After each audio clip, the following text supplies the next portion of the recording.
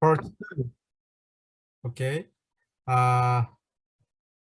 Anyway, part two is the status of the international student education program from the alumni or foreign student professionals, foreign countries professionals. So at first, we are very honored to introduce Professor Soga from the UC Berkeley Department of the Civil and Environmental Engineering. So yeah, of course, this is one of the main guests today. So Professor Kenichi Soga is the Donald H. McLaurin Professor in Mineral Engineering and Chancellor's Professors at the University of California, Berkeley.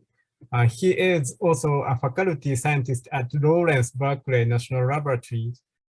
He obtained his Bachelor Engineering and Master Engineering from Kyoto University in Japan, and a PhD from the University of California at Berkeley.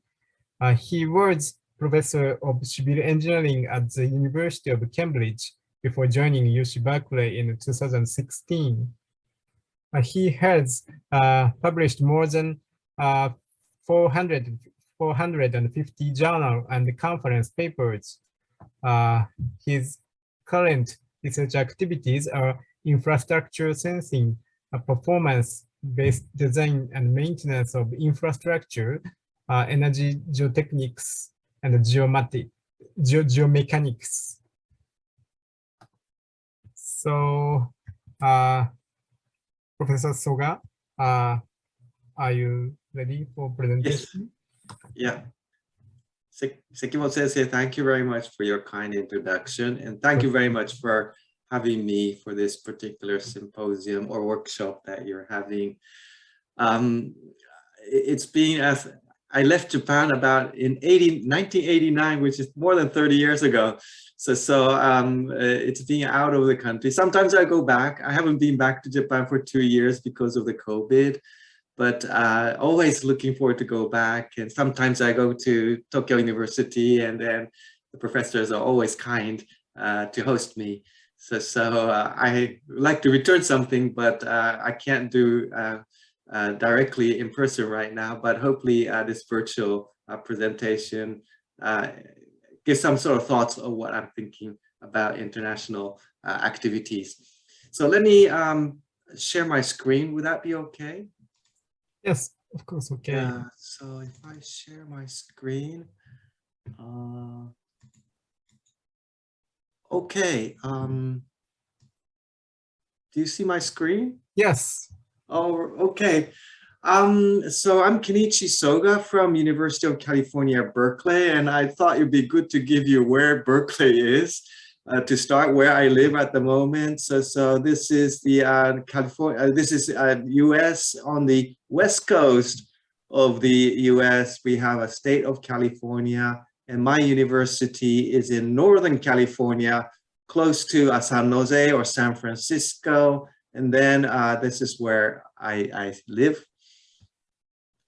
If you zoom to that particular location, you can see San Francisco, and then Golden Gate over here bridge, and then we have a Bay Bridge, and then we have Oakland, and this is the city of Berkeley.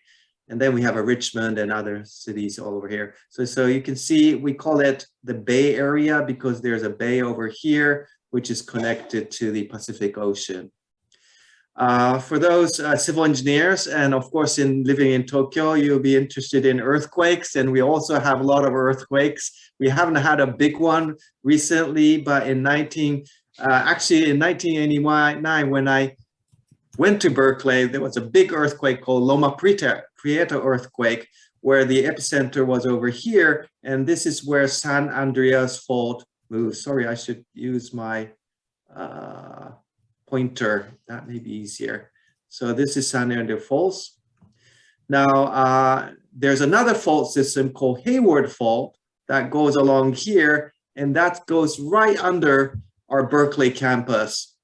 and that is sort of a big Hayward fault system, which there was an earthquake about 150 years ago, and we're expecting to have that sometime soon with a magnitude of 7+ earthquake. So we are very, very concerned about that.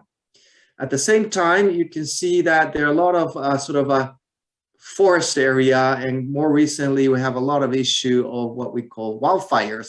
So wildfires coming, and then we have a lot of research work on how to look after the wildfire, and also how do we do evacuation. So some of the research we do. So it's quite an active area in terms of research in terms of natural hazards, but also climate change.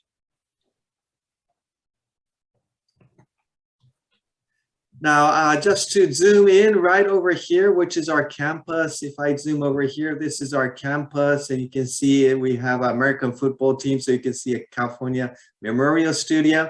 The Hayward Fault actually goes right underneath this particular stadium, and this particular stadium is splits, and then it's sort of have a fault offset, and it's gradually moving left to right. And then we have this particular campus. Probably this is about sort of a 1 kilometer plus, and then there's about sort of another 1 kilometer over here. So this is what our campus looked like. It's probably similar to the size of the Hongo campus in Tokyo.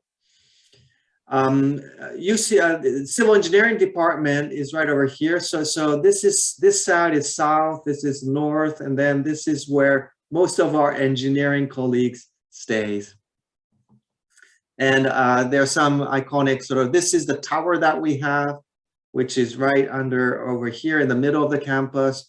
And this view is looking from this way toward the bay, and then you can barely see the Golden Gate Bridge. This is our building, civil engineering building. You can see we have 3 buildings. Davis Hall is where I live, and then you can see sort of a 6-story structure. And then actually my office is right over here. And unfortunately, this is not seismically strong. So we are actually worried about this particular structure seismic, even though civil engineers are supposed to do well, but actually the building is not seismically robust. So at some point, this has to go down and then improve. Here's another building, which is called Bryan Hall. And then here's another one called McLaughlin Hall, which is a really nice building because you can see the facade to be really nice. And these are our mascot, California Bears. So we have a Bears mascot. Also, similar to Tokyo University, you have Seisanken, and we have what's called Richmond Field Station, which is a little bit 20 minutes car drive to the north of it. You can see the Bay Bridge over here. I'm sorry, Golden Gate Bridge over here.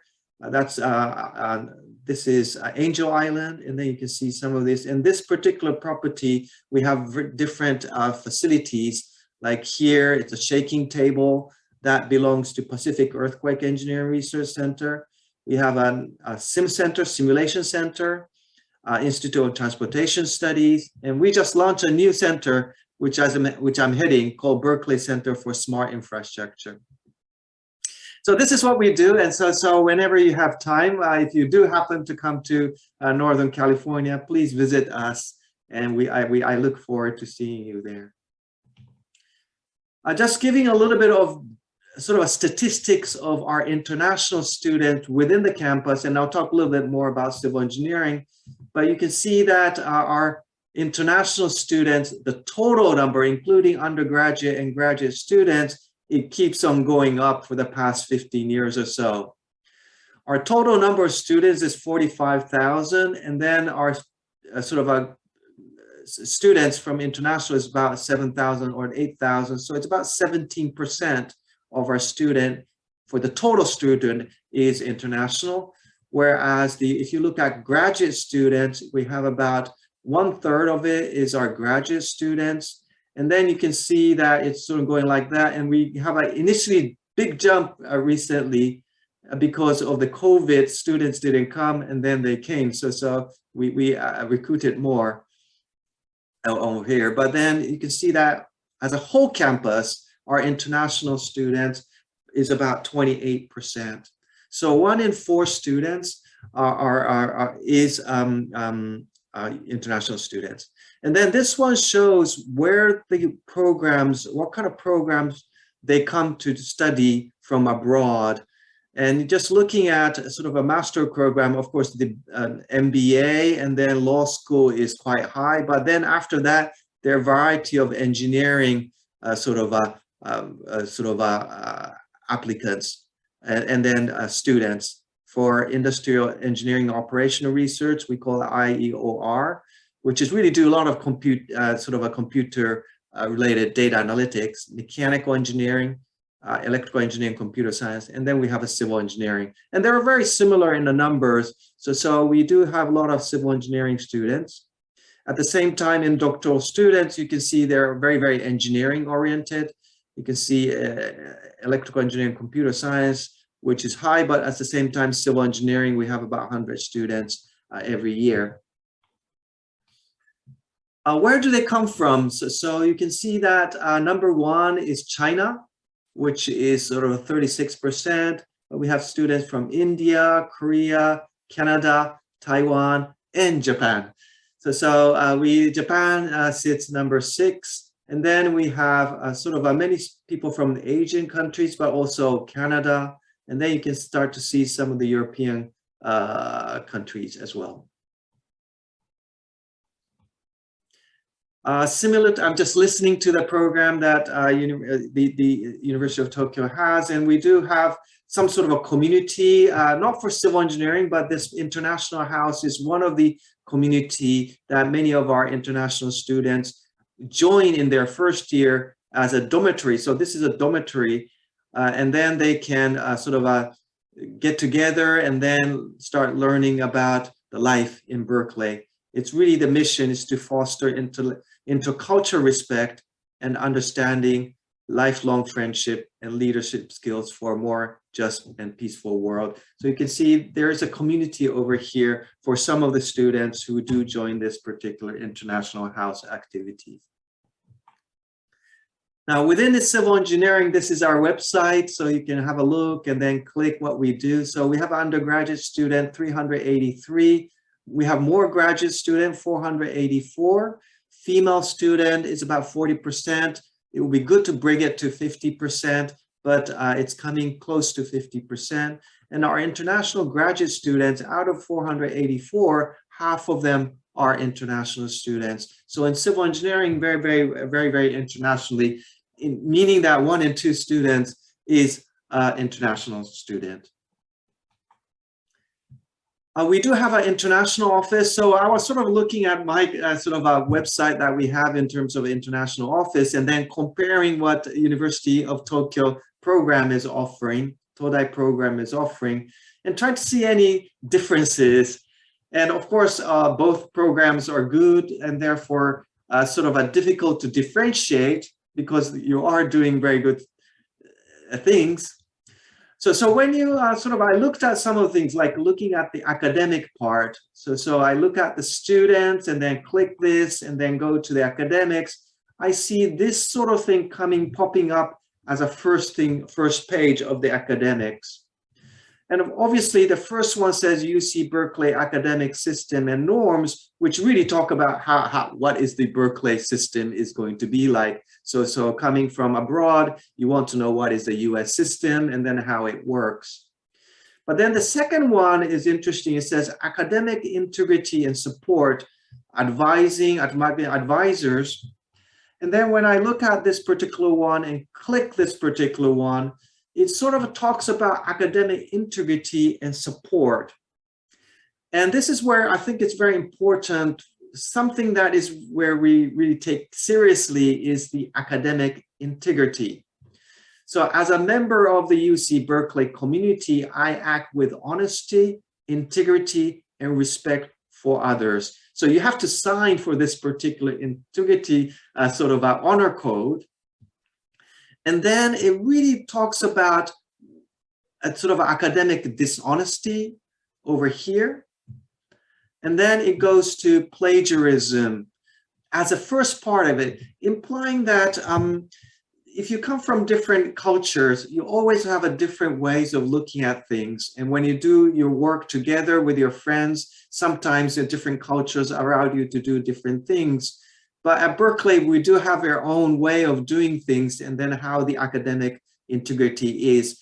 And therefore, it's very, very important what it means, and then make sure that you don't sort of you don't have a dishonesty in terms of you doing research. And this is where it's quite interesting that I saw at the beginning, is trying to make sure that we have a common ground of understanding how do we do our academic work together. So it was interesting to see that when you click the first page, it gives you this particular part. And so there's academic advising, that probably you have similar things at Todai as well. So one thing I wanted to discuss is that this part of academic integrity. You can also go to some of this. So this is one of the site that how do you sort of become a sort of a community, and then how do you work in the community. And let me just go here, and then you can click this particular part, and then when you go over here, you can see, okay, study your syllabus, meet your advisor. It's really just to showcase what you need to do. And I found it really comical, but also quite nice to see. And then how do you participate in class? And then it will give you what to do. So how do you do things? So that this may be entertaining. How do you present proudly, for example? So you can show what we're doing over here. What are the things to do? So if you're interested in, have a look at that particular part.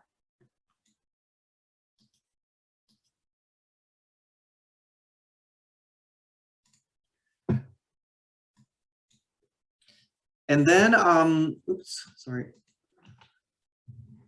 I also looked at what are the interests to the students. So what kind of programs do you have? And when I look at the programs, it talks about leadership programs, voluntary program, and workshops. So it does focus on leaderships and how do you mentor things together as a volunteer. Probably you do the same thing for the Tokyo Todai program. But looking at workshops, obviously the workshop, most of the things that we're focusing on is really about career in the US. How do you get your visa? How do you work in the US? And that sort of thing, implying that many of our students are interested in staying in the US and then build their career over there. So H-1B is one of the visa that you need to start going. So when you finish your program, you have an opportunity to work in the industry. It's called OPT visa. So you have a few years to work, but then after that, you need to get this H-1B visa to continue your stay in the US. So you can see it shows you the career path in terms of how you're going to work in the US. The other thing that we're really focusing at the moment is diversity and inclusion. So this is the website page from the department of our engineering department, civil engineering department, and then trying to showcase, and this is very important nowadays in terms of we are diverse in our culture, and then trying to understand how do we work together and appreciate the others in terms of the culture different people has. So you can see that there's a campus-wide resources, but also there's student associations for different communities. And then there's additional resources.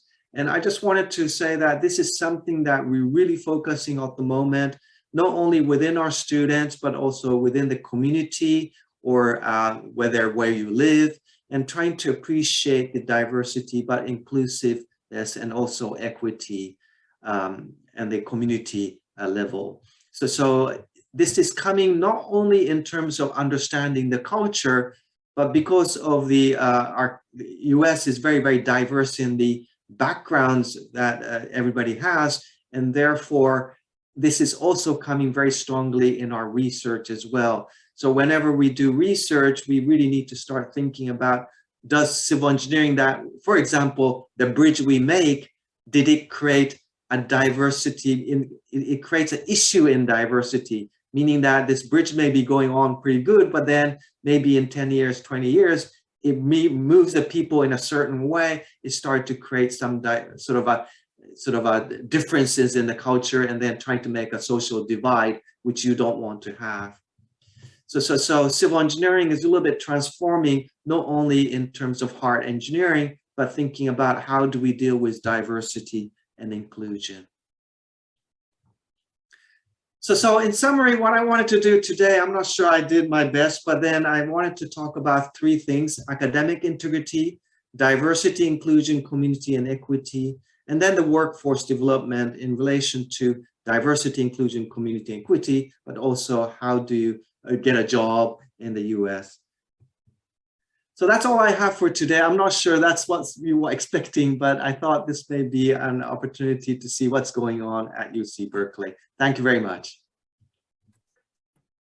Thank you very much for very, very precious talk, Soga Sensei, Professor Soga.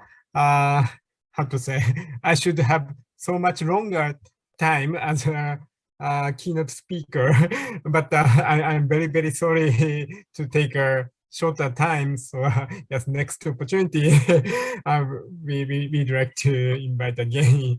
For Thank you. Thank you very much. Anyway, yes, actually we ran the UC Berkeley on our code and the diversity and inclusion activity. Yeah, that was very great. And yes, we have to refer that kind of the activity. Anyway, thank you so much, Soga Sensei. Okay. Now, let's move on to the yes, Indonesian introduction of the Indonesian community part. So at first, let me introduce the Dr. Ashi, presently W3 as the assistant professor of the Civil and Environmental Engineering Bandung Institute of Technology, Indonesia. She graduated in the Bridge Lab in the 2015 as a from the Doctor of Engineering. So, Ashi-san, are you ready now? Yes, thank you very much, Sekimoto Sensei. Can you hear my voice? Yes. Is it clear? Okay, thank you. Then I will start sharing my screen. Okay. Good afternoon, everyone. Here in Indonesia, it's about 1:23 at the current moment, and I'm here invited to give a short introduction to the Indonesian alumni community. And firstly, let me introduce myself. As Sekimoto Sensei had already said, my full name, which is very difficult to pronounce for probably Japanese or other people outside of the Southeast Asian community, is Pasanti Widyasisali. But don't worry, because people don't call me that. Usually people just call me Asi. It's a very, very easy and short name. I'm here because I took my PhD actually in Tokyo University between 2012 to 2015 in the Bridge and Wind Engineering Laboratory. And I saw a lot of students coming to present here today, also coming from this lab. So I'm really happy to see the state-of-the-art research in my former lab. In doing this PhD, I was funded by JICA. So if there are any representatives from JICA, thank you for the help. And currently, I'm working in my home country, Indonesia, in a city called Bandung. It's located in the island of Java, in a university that is called Institut Teknologi Bandung. So these are some pictures of my university. And actually our next speakers are all alumni from this university as well. And yeah, this is the oldest university in Indonesia. And we are very proud of also producing the first president of Indonesia as well. But I'm not here to talk about that. I'm here about the Indonesian alumni community. But I thought before we talk about the Indonesian alumni community, I wanted to take you all into a flashback about the Indonesian student community, how it feels like to be an Indonesian studying in Todai. So other than the things that was already presented in the former session, actually as a student in Todai, we have such a good support system outside of the formal support system that was mentioned earlier. And I tried to describe this in like several tiers of support. We have the support from ISACE, which is the International Student Association, but also for us Indonesians, we are part of the greater association, Indonesian association. So not just us civil engineering, but all Indonesians in Todai. And also there is the Tokyo University Islamic Cultural Society. And the reason why it's important is that firstly, for this large one, is that we have a lot of eating together. So for us, it's very important to be supported with our meal plans, because sometimes Indonesians have so many, like a different taste with Japanese. So sometimes we want to have more spicier food, and it's nice to have these eating together with various different international communities. And then for our support from Indonesians also, we have this Indonesian Student Association. And actually, the Indonesian Student Association is typically in all countries. We have like big organizations, Indonesian Student Association in Japan, in Netherlands, in US, everybody has something. And then smaller ones in a regional level we also have. But I would like to be very, very proud of this, that in Japan, Todai is one of the very few universities that has its own Indonesian Student Association, because we have such a huge body of Indonesian students. And what we do is take pictures together. I was thinking of what we actually do is just take pictures together, eating together. And sometimes when there are important Indonesians coming to Tokyo, we get to talk to them. And also, of course, representing Indonesian cultures in Gogatsu side. All of this was such a good part of our experience as Indonesian student in Todai. I'm sure I'm not the only one thinking like that. So, of course, another part of our support system was ISAC. I personally was actually the president of ISAC, I think in 2013. I'm not so sure. So yeah, so this was also like really, really fun. We had so much activities that we could do, and it strengthened the community among international students inside the civil engineering department. And obviously, it's always good to have this type of thing, because it helps us talk about our problems that we cannot talk about maybe with fellow Japanese students, because they're not, like, say, homesick or something like that. So all of these are support systems that perhaps is not part of the formal system, but actually was very, very important for us as part of the Todai Civil Engineering Department. And it helped us go through our difficult times with a lot of fun as well. And now, having talked about our experiences as students, I think let's talk about what about the Indonesian alumni community.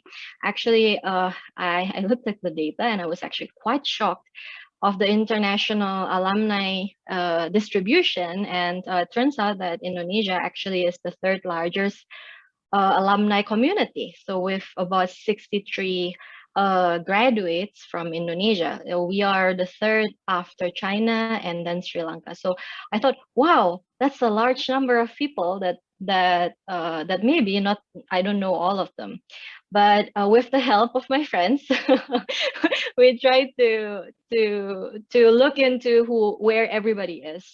So like, although all of these 63 people came from Indonesia, actually not all of them are working in Indonesia currently.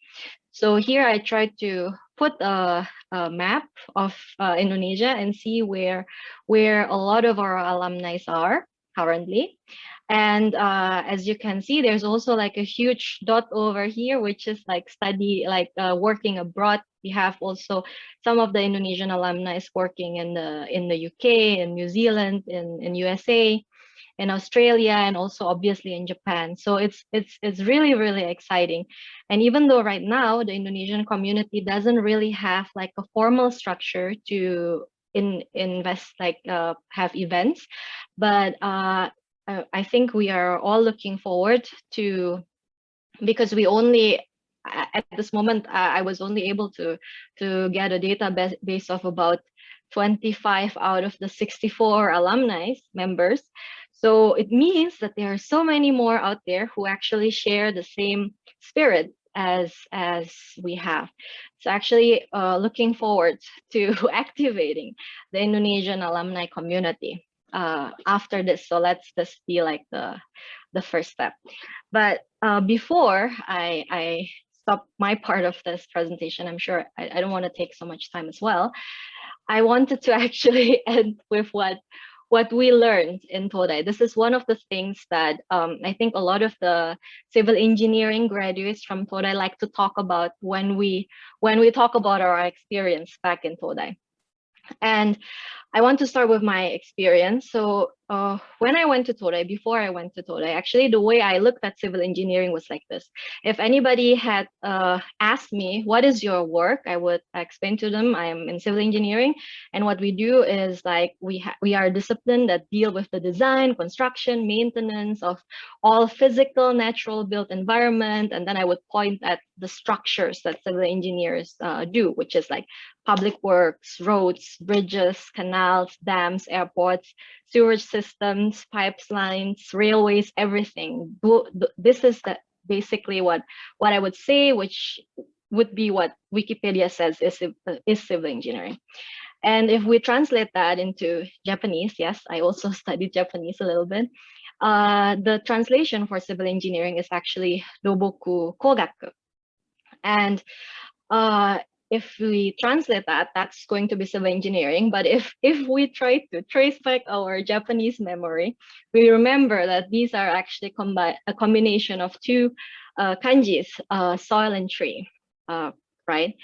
And this word Doboku Kogaku is what I expected to see when I was entering the University of Tokyo for the first time.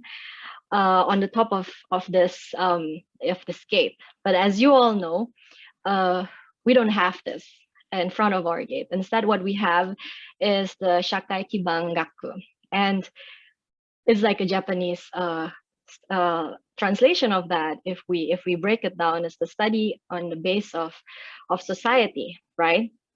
And it's so curious for us foreigners that we have these two different kanjis, Shakai Kibang and also Doboku Kogaku. And they, when translated into English, mean exactly the same, civil engineering. But the one thing actually focuses more on the material, on the things that we do. But on the other hand, we actually focus more on the purpose. So I think one of the things that I learned, that we learned as alumni of the civil engineering of Todai, is that civil engineering is more than just talking about a thing of a material, but actually we learned from Todai that civil engineering has a purpose, and that purpose is for society. So ending my short talk, I would like to personally also thank my senseis here and also my colleagues because of giving me that transformative experience of understanding what this field is all about. Okay, thank you very much, Sekimoto Sensei. So actually, I am also told to introduce the next speaker here. And the next speaker is going to be my personal mentor. She is Ibu Januarti Jayati, and just like me, you don't have to remember her full name. Just remember this back part, Yani. And she is currently the associate professor at Institut Teknologi 10 November. The location is in Surabaya. It's also still in the Javanese island. And her academic background is that she had a doctoral degree in the University of Tokyo from between 2007 to 2010, and she got a scholarship from Hitachi Scholarship. Her master degree was in Itebe, and that was with a scholarship of World Bank. And then her bachelor degree was also in Itebe with a government scholarship. So basically, she got always scholarships because she's always the best. And then right now, in her expertise is in green concrete, waste materials, concrete durability, and she has experience as a World Bank consultant, a lecturer also of the University of Islam Indonesia, and she has nine patents. One patent that also has 9 patents, and one patent that has been granted. So obviously, she also has several awards, which is the Adibata Award as the best researcher in Indonesia. And she also won the first prize of the Mining and Minerals Industry Institute Research Award in 2019. So I would like to personally welcome Mayani, I call her Mayani, my personal mentor who has helped me ever since I was in PhD.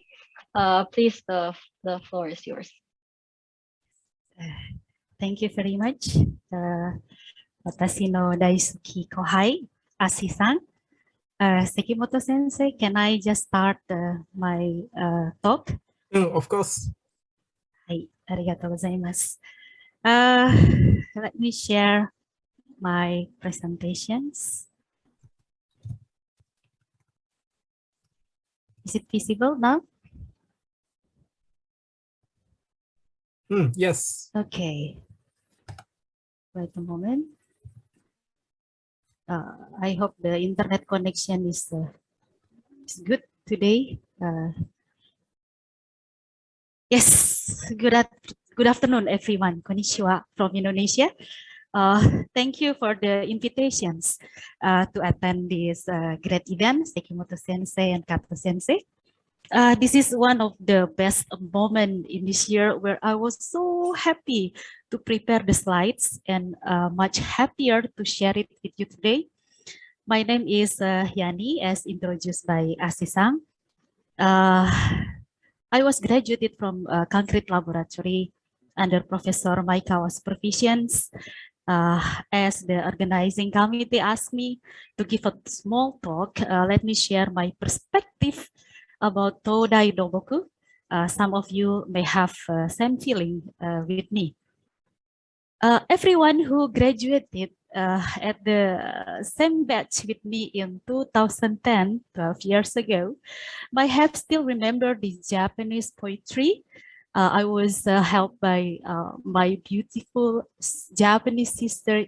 I think she is here now, Kikuchi-san. Thank you very much. I made it back then in front of the graduated students and their family. The title is Anata no Tameni, or in English, because of you. The word of Anata here referred to Civil Engineering Department of Todai. I don't want to read it again today, as I am sure 100% that I don't want to repeat my study at Todai. And yeah, some of you might come from a very far away to study at Todai.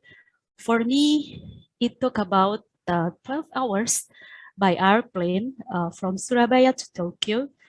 And after finishing your study here, all of us, we have alumni from different background, working for a university, just like me, or working for government, industries, or non-government institutions, or doing research. But anyway, everybody here are so happy, right, to see each other. Especially for me here, I have my Dai senpai who was graduated from Nishino Sensei Lab, Professor Buntara from Nihon University. He's here now. And right, let me introduce you a bit about my university. ITS stands for Institut Teknologi 10 November. It is located in Surabaya, East Java, and actually it is close to Bali Island, one of the most famous island in Indonesia, We have 7 faculties, and I am here, the black one, at the Faculty of Civil Planning and Geoengineering. The total student body is around 1,000. We have also international program from undergraduate. And then, yeah, I will tell you later. It's very interesting about a result of a very simple questionnaire I have asked them about their opinion about Todai Roboku.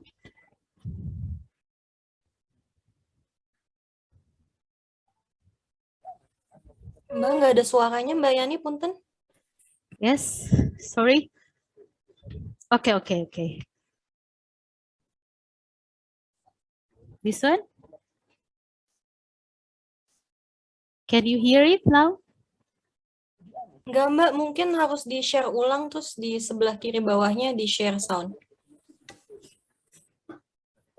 Okay, wait a moment. I'm sorry. Wait a moment. Maybe you have to reshare it. Share the... Yes.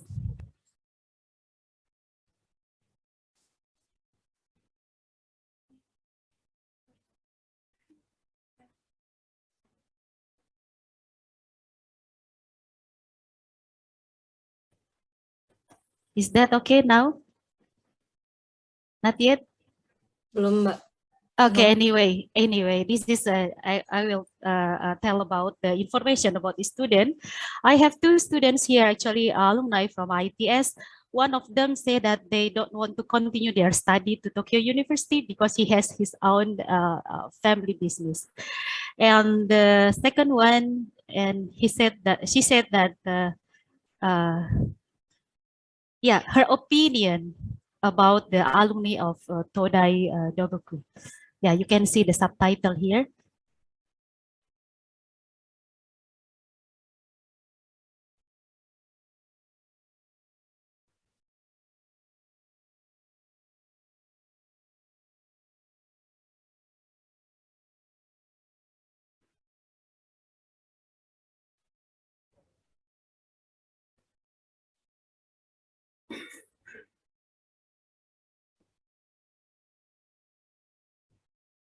Yeah, the best thing here is they say that the Todai Doboku alumni is incredibly smart, kind, and humble, and have a very good relations.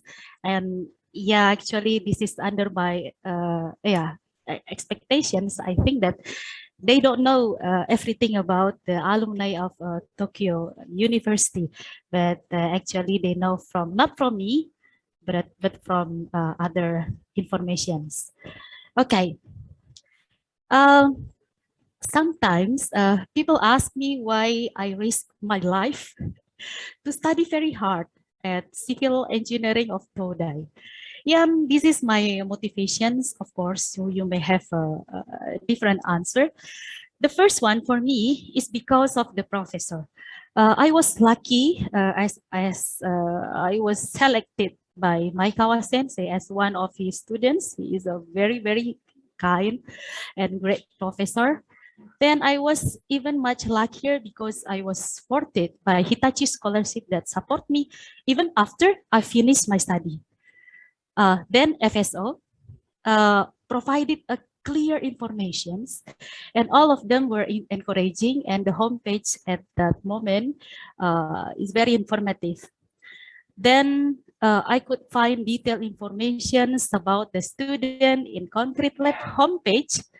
And finally, the Indonesian student, as mentioned by Asisang, is a very big support. Then during my study at Todai, I was selected as the president of Indonesian Student Associations. And as you know, the academical DNA, or you can say that your sensei gene was planted firmly in your brain, your heart, your blood, and your mind. No way to escape. Then you have to love it. It changed me a lot, and yeah, I just want to implement it in my research group. You can see here the brotherhood between us during my study in Concrete Lab, and it keep maintained until now. Welcome party and farewell party is something important, as it is for me like a prayer for the students. Yeah, a prayer together for the students. And then the laboratory-based education is a core when your knowledge is coming. Work with your hand, sense it, see it, and think more and more. Then you will learn faster than only study from the textbook. And weekly meeting is also important. And I use it to keep the student improving and help them to solve the problems together, especially when they need to focus on the target. So this is the one that how my sensei's gene come to my blood. And during my study, I can say that it was so hard for me doing two topics together at the same time. I wrote a series of short novel in Bahasa Indonesia. The title is Senpai, I Want to Be a Pilot. This was because I had a situations when I was asked by my sensei and by my sensei to guide this interesting guy, a pilot actually from ANA Airways, who later became a Nobita in the lab, and I was his Doraemon. The story was so famous, and it has motivated some Indonesian students to study to civil engineering department of Todai. Here, as the alumni, I believe that you have a lot of benefits. People know you as a student of a famous professor. The alumni is scattered everywhere, very strong and very helpful.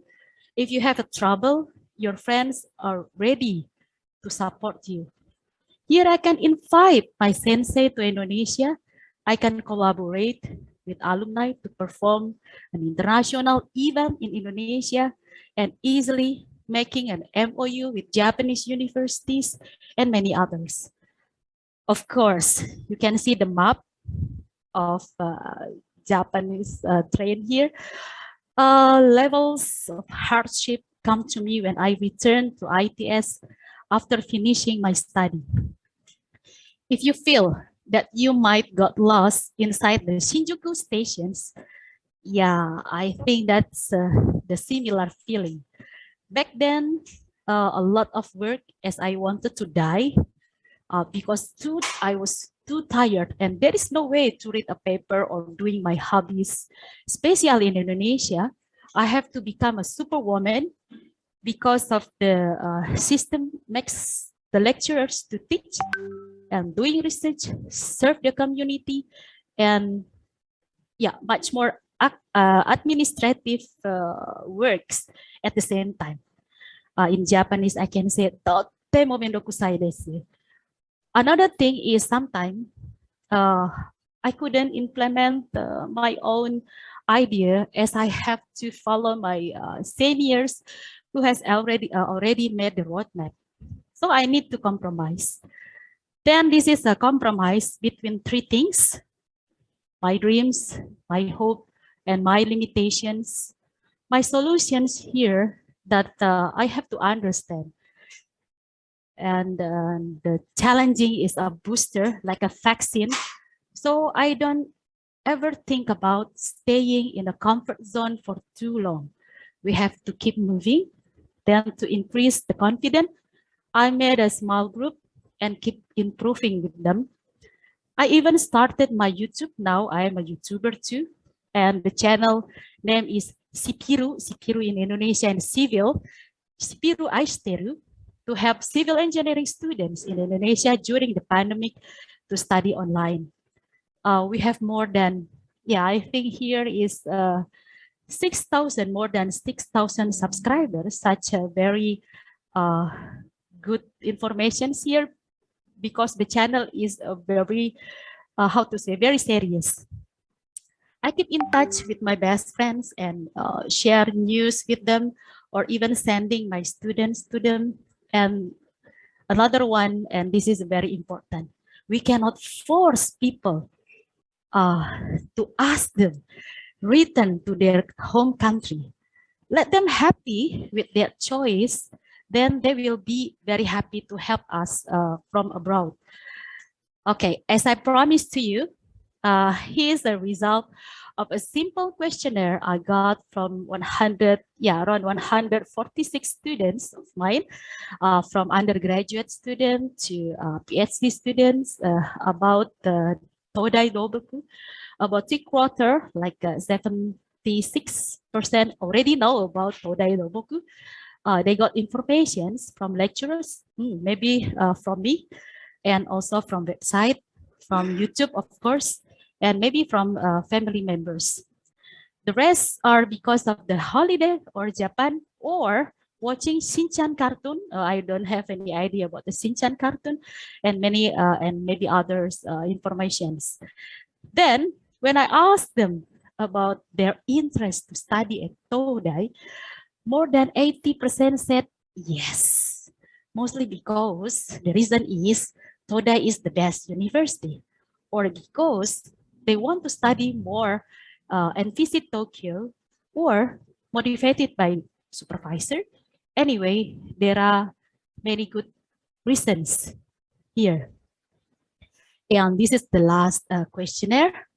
They have known at least one of the alumni. And majority said that alumni gave a good impact. Yokata desu. As the conclusions here, I believe that unity in diversity is a great motto of us to become stronger. It starts from the contributions of members from different backgrounds, but dare to accept the differences. This is just a small member in my life. I am here, the only one who graduated from Japan. Okay, thank you very much for this opportunity. I shall go back to Asisang. Thank you very much, Mayani, for the beautiful presentation. I think a lot of the data that you gave will be useful for Todai as well. I mean, she did much more than was expected, I guess. Because I was so happy.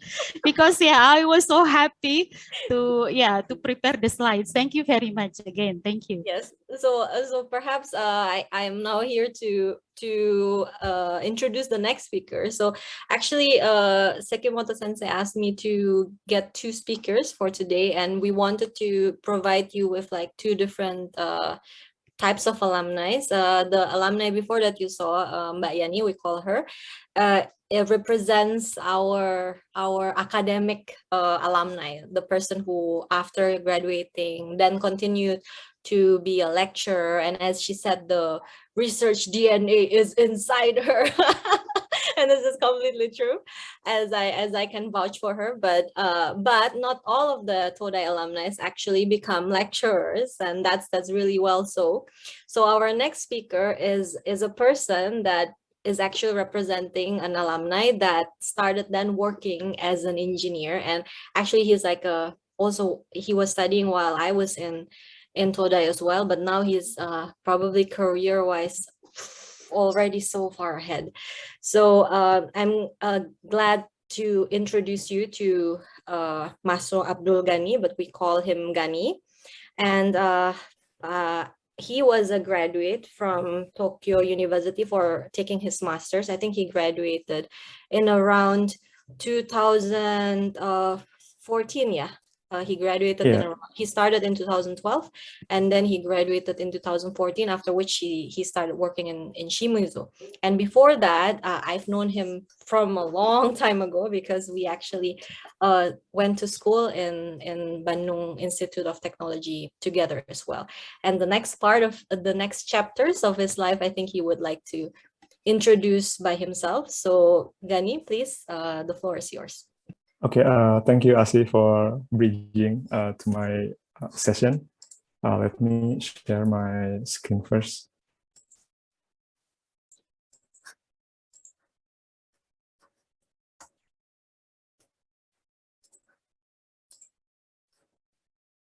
Okay,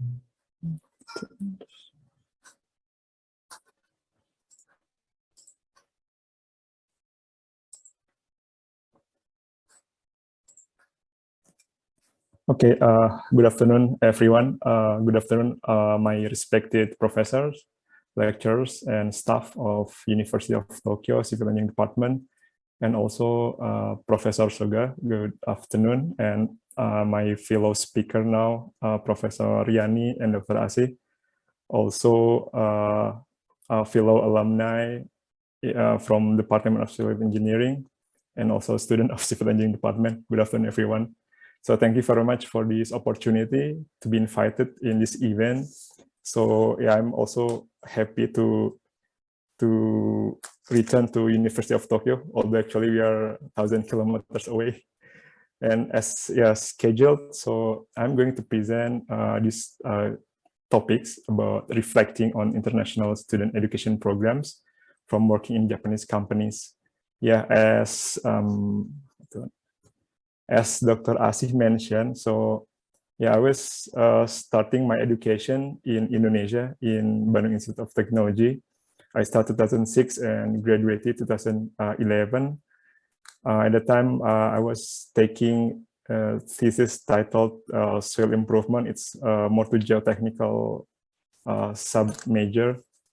And after graduation, I was working 1 year in a consulting company as a civil engineer.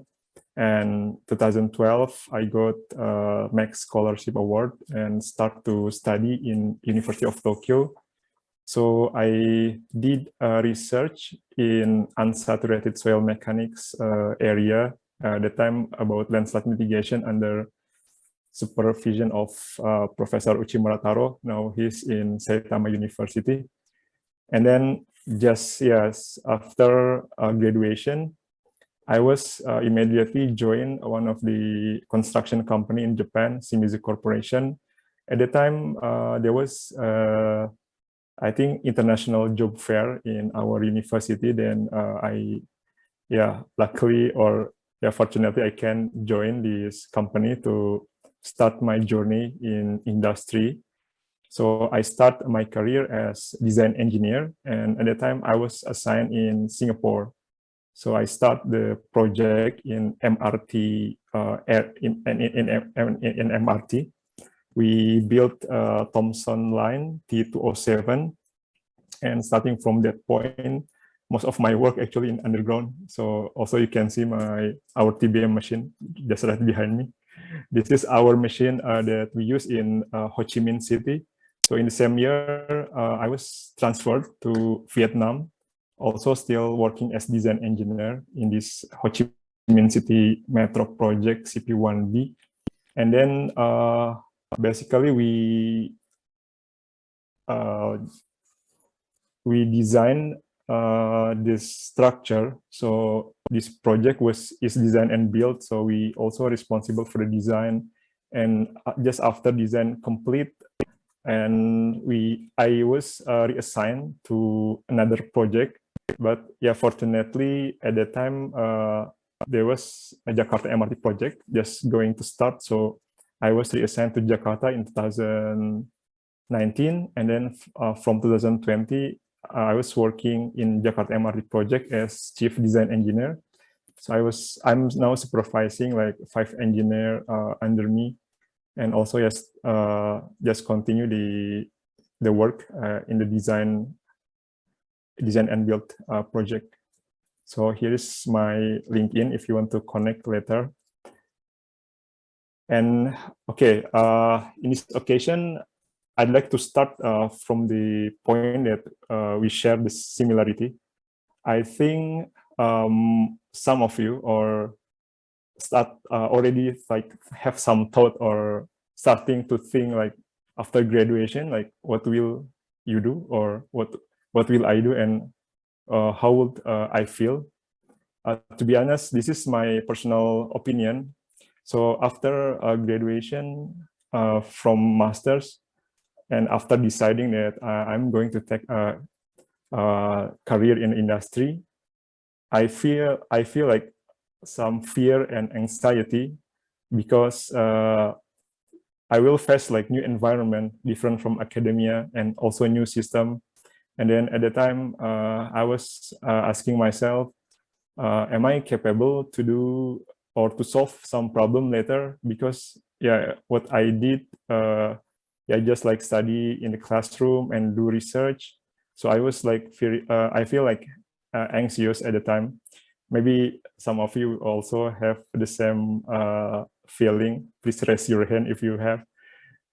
But apart from that, also there's some excitement when I start like embarking a new journey, because I will have a new experience and new knowledge and new people.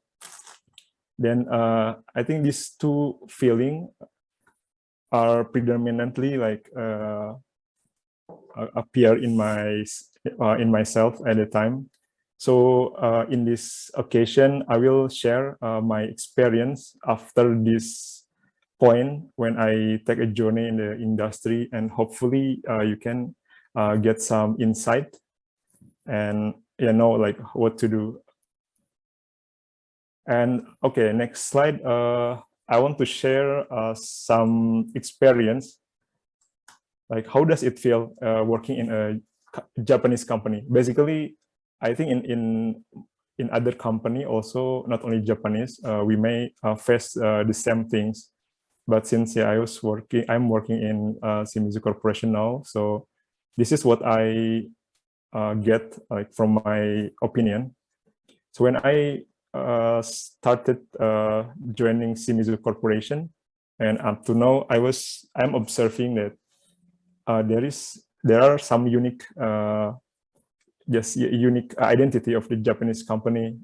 First, a strong commitment to client.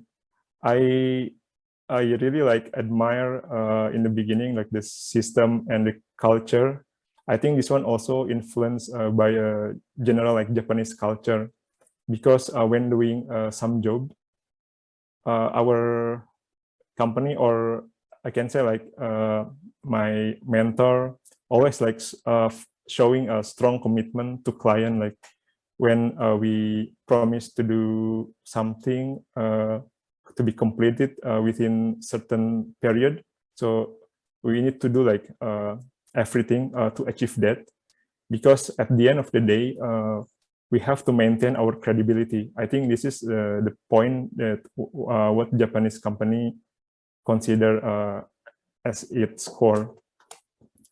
And then in the daily life, in the work, in the office or at site, I also observe one unique cultural experience. I think most of you also will recognize while living in Tokyo or in Japan. Japanese like mostly tend to maintain harmony. So it is really like a unique experience, I think, because sometimes in the project you need to be an assertive person, like do or instruct something clearly and tactfully, but on the other hand, you want to try not to irritate other people.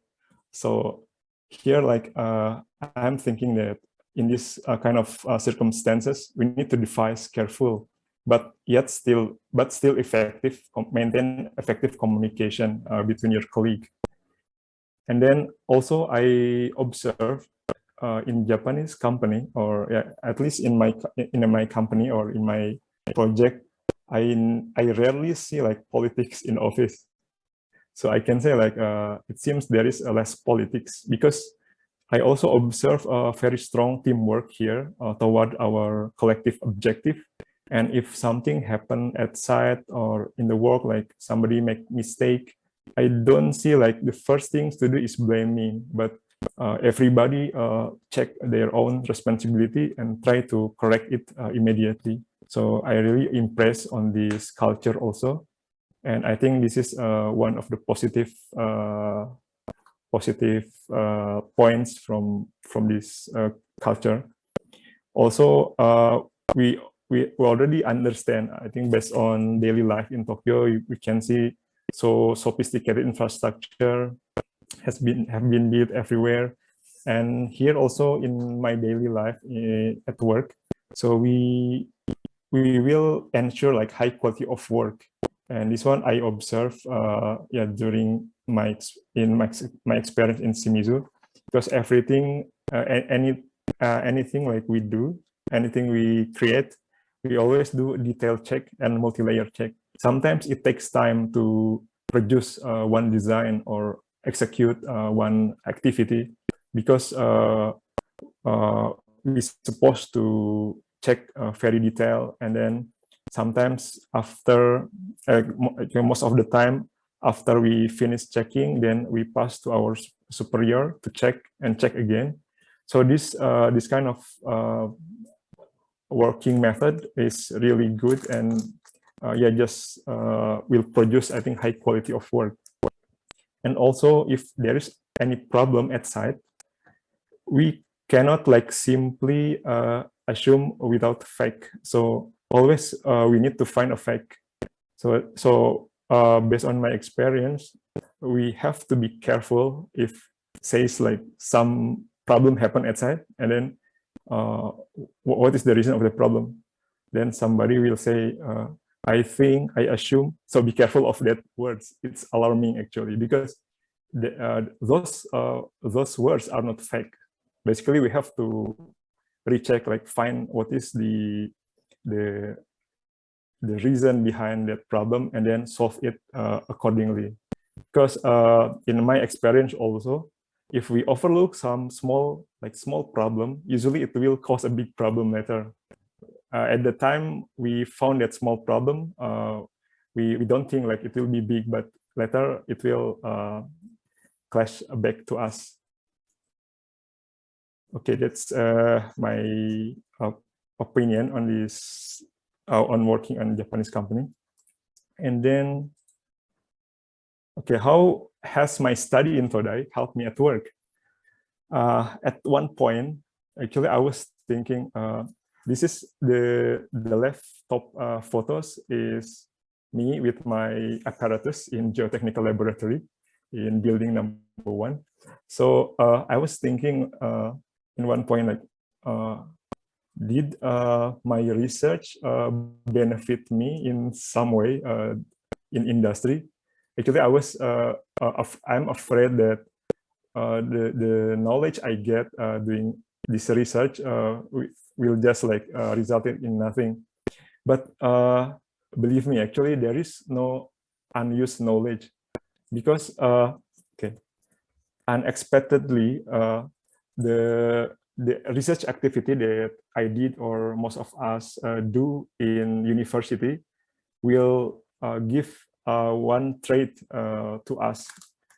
We will be able to develop critical thinking and also improve our sensibility in data handling. So for example, my works, yeah, as I described before, we are constructing an MRT system. So it consists of station and also underground tunnel. And during the construction period, we need to be aware also with the condition at site.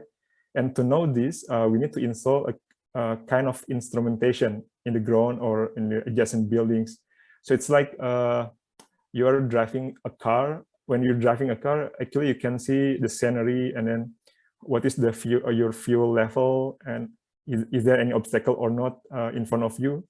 So during the construction project, all of those sensors or feedback, you have to install some unique sensor. For example, like when you're excavating a station or diaphragm wall, you need to install inclinometer to know what is the response of the structure.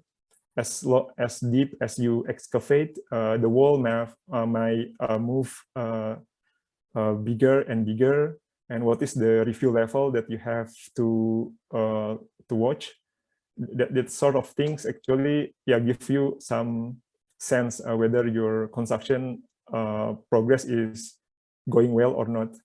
And then actually my experience in research helped me in managing this kind of monitoring works, because like one one time we were having some problem, like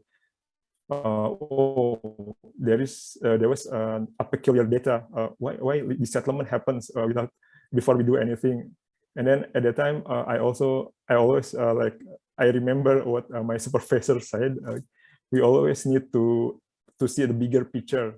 So I collect other data and try to make a correlation and try to make a story to interpret what this ground wants to tell us. Actually, the ground around us is going. They give us information. Just a matter, can we extract that information and make it useful for our side? That's the concept of monitoring or instrumentation. So this kind of critical thinking, I think I got from my research experience. Also, I still remember when I do research, sometimes I judge the result by myself. And at the time, like my sensei said, never ever discard any data, because once I got, oh, this data is peculiar, then sometimes I just delete this data and discharge them. Actually, that is not the correct way. So it is also the same in the actual situation when we see, for example, peculiar or strange reading in our instrumentation. We have to investigate first what is behind it, what is the root cause, and after we confirm the reason, then we can do the next step, either correct or normalize the data or just discharge as we planned previously.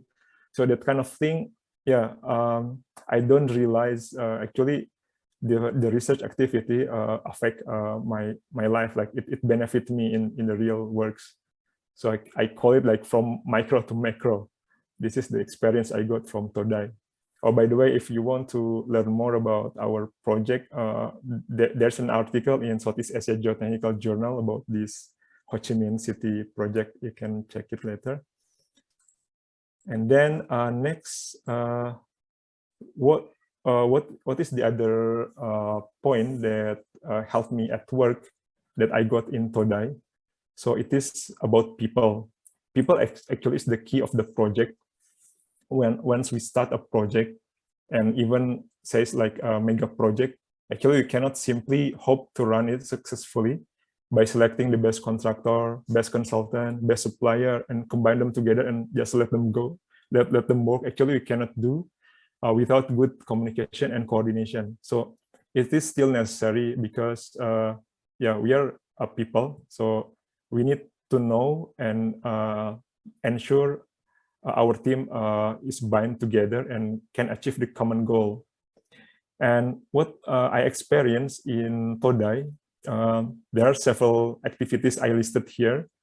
The first one is a laboratorium seminar. So every week, we always have a seminar to show the progress of our research. Actually, that opportunity for myself, it is really interesting because I can learn like how people present, how people communicate their idea. I'm coming from non-native country, non-native English-speaking country, and then it has really helped me how my other friends can talk nicely and like straight to the point. So I really learned from this lab seminar, and until now, whenever I have to present or report my idea, I was always like imagine I was in the Zemi lab and then deliver my speech or report. And also before I was mentioning that when I am about to embark to industry, I got a fear or anxious. And at the time, I still remember I consult with our English professor, like what should I do actually when I join like industry? How can I learn business etiquette and other things? Like most of the people like do it professionally. Then he gave me some reference to learn about business English. So it's really helped me basically actually to bridge from academia life back to the industry. And then Japanese language class, it is also important important like a lesson for me. Actually, when we learn Japanese language, we also automatically will learn how Japanese people behave, or how is Japanese culture. So it's really important information or knowledge when you join a Japanese company, because even Japanese company going international, the core of that company will still like Japan. So you still need to know about Japanese culture. And then other intercultural activities. So I'm really grateful to meet many friends in Tokyo University from various countries, various culture. So I can feel the diversity earlier. Then when I come to site, go to work in various countries, I just don't feel it's shocking. So I can adapt like easier, because previous experience like helped me to increase my skill in communication and coordination. And then, okay, this is one photo taken in 2016. Actually, there was Dr. Yani visiting our site in Vietnam. And also here in this photo, all of them are alumni of Tokyo University, working for Symposium at the time. So I just want to mention that networking is one of the important aspects also when to prepare for working in Japanese company, because I also feel the benefit of having a good network. We cannot deny that we cannot solve any problem by ourselves. So often we need to think, what is the fastest way to solve the problem? Okay, just call someone who can deal with it. So it is really important at this stage, like we expand our friendship, our networking, so that later when you need, you can contact your friend easily. And also this apply not only externally, but also internally. Sometimes in the big company, you have actually so many people. So if in one occasion you happen to meet some expert in your company, just don't hesitate to introduce yourself. And then later when you face any problem, you can contact him easily, because basically people they like to help. This is my theory. They like to help. And then when we ask, as an expert in this excavation, would you advise me about this problem? Actually, when we ask something like that, people will be flattered, and then they are really like help you. They can really help you to solve your problem. That's what I learned from my experience here. Okay, I think this is the wrap of my presentation. So I'd just like I want to say a closing remark, especially for the student in civil engineering. So make the most of study period in this international program to get know various people and culture, and also study foreign language, like attending Japanese language or English for civil engineers. Because when we learn Japanese, yeah, we tend to act like Japanese and understand its custom. And then when we use English, we tend to be an assertive person. But in Japanese company, you have to make balance between these two. So the culture, and also what is the assertive level you need to apply. And also there's no such unused knowledge. So don't worry to delve into our research activity. It will develop new trade, and that will be useful in our life. Okay. Okay, that's all from me for this session. Hopefully we can discuss again later. Thank you. Thank you. I'll give it back to Dr. Asif. Thanks. Thank you very much, Gani. Thank you very much, Bayani. Maybe now I return back to Sekimoto Sensei, or Okay. Ash-san, Yani-san, and Gani-san. Yeah, thank you so much for wonderful talk, including the after the graduation of the Todai, University of Tokyo. So yeah, I'm very exciting to hear your talks. Anyway, thank you so much. So let's move on to the final session about the panel discussion. Unfortunately, because of my poor time management, panel discussion will be a little bit shorter, maybe until the 4:40 or 45. But anyway, yes, I'd like to introduce Dr. Daniel for the facilitator of this panel discussion. So, Daniel, are you ready?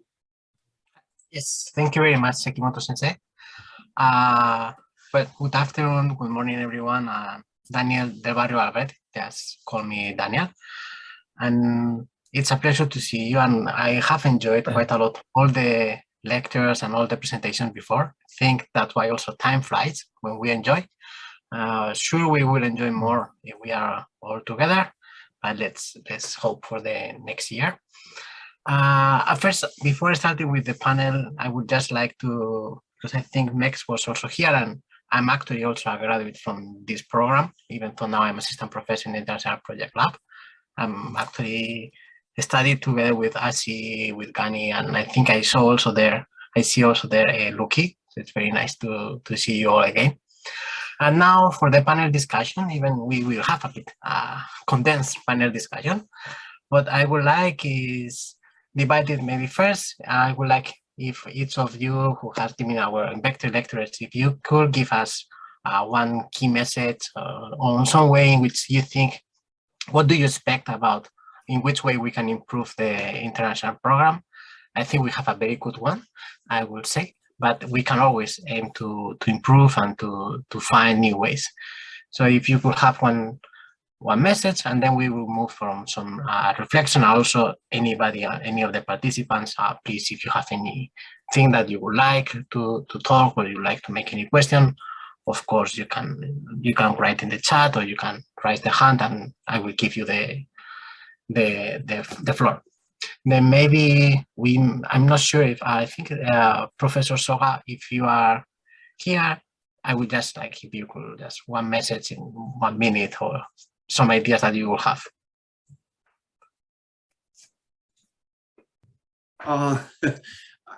I don't know the program very well. I'm just studying right now, so I can't say too much about the program. I will look at it more carefully later on when I assess.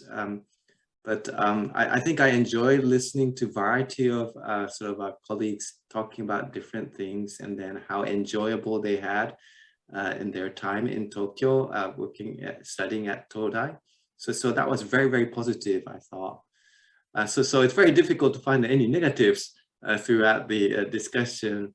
But I felt that there's a lot of international activities, and one thing I wanted to mention that we are very working hard at the moment is the diversity issue that we have in the US and in the campus, and then how do we think about what the other people are thinking, and how to accommodate that, and then how do you work together. So that kind of a discussion, more discussion would be nice. We are always discussing about this more recently, but also how do we bring that into the research is also an interesting area. Like why are we doing our research? What are we doing for the community? That kind of discussion we also start to get engaged more. Sorry that my comment is rather random and sporadic, but hopefully it gave some thoughts.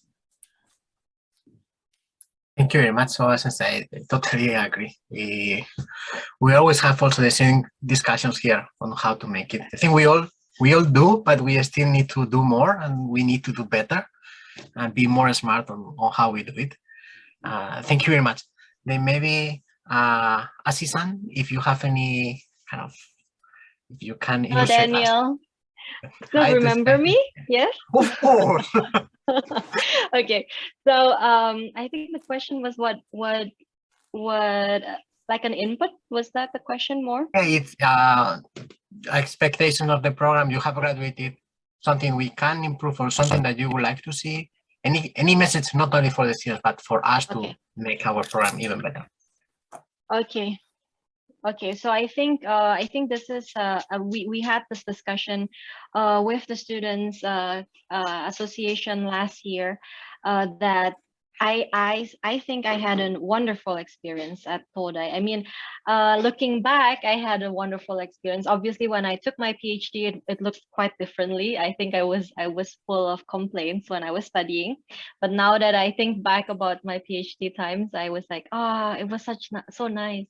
But I think not that I want to repeat it, but in any case, so I think one of the things that is missing with Todai right now is the alumni networking sessions. Not networking, that doesn't sound sincere. So as Yani, Bayani and Gani showed before, like actually they accidentally bumped into each other in a completely irrelevant project. And one of the things that is always like heartwarming is when you meet somebody who comes from Todai. That like whatever, it's like always say, you're from Todai, you have the same DNA with me. It's just like a really strong feeling. But the thing is that I don't know who they are. So other than the people who I was with, let's say studying together, maybe plus 3 years after me and maybe plus 3 years before me, I don't know anybody else, so it's really difficult to know this common ground. Even though actually it's always really nice to speak with an alumni, not just because it's a good conversation starter, but simply I believe that the civil engineering department in Todai actually did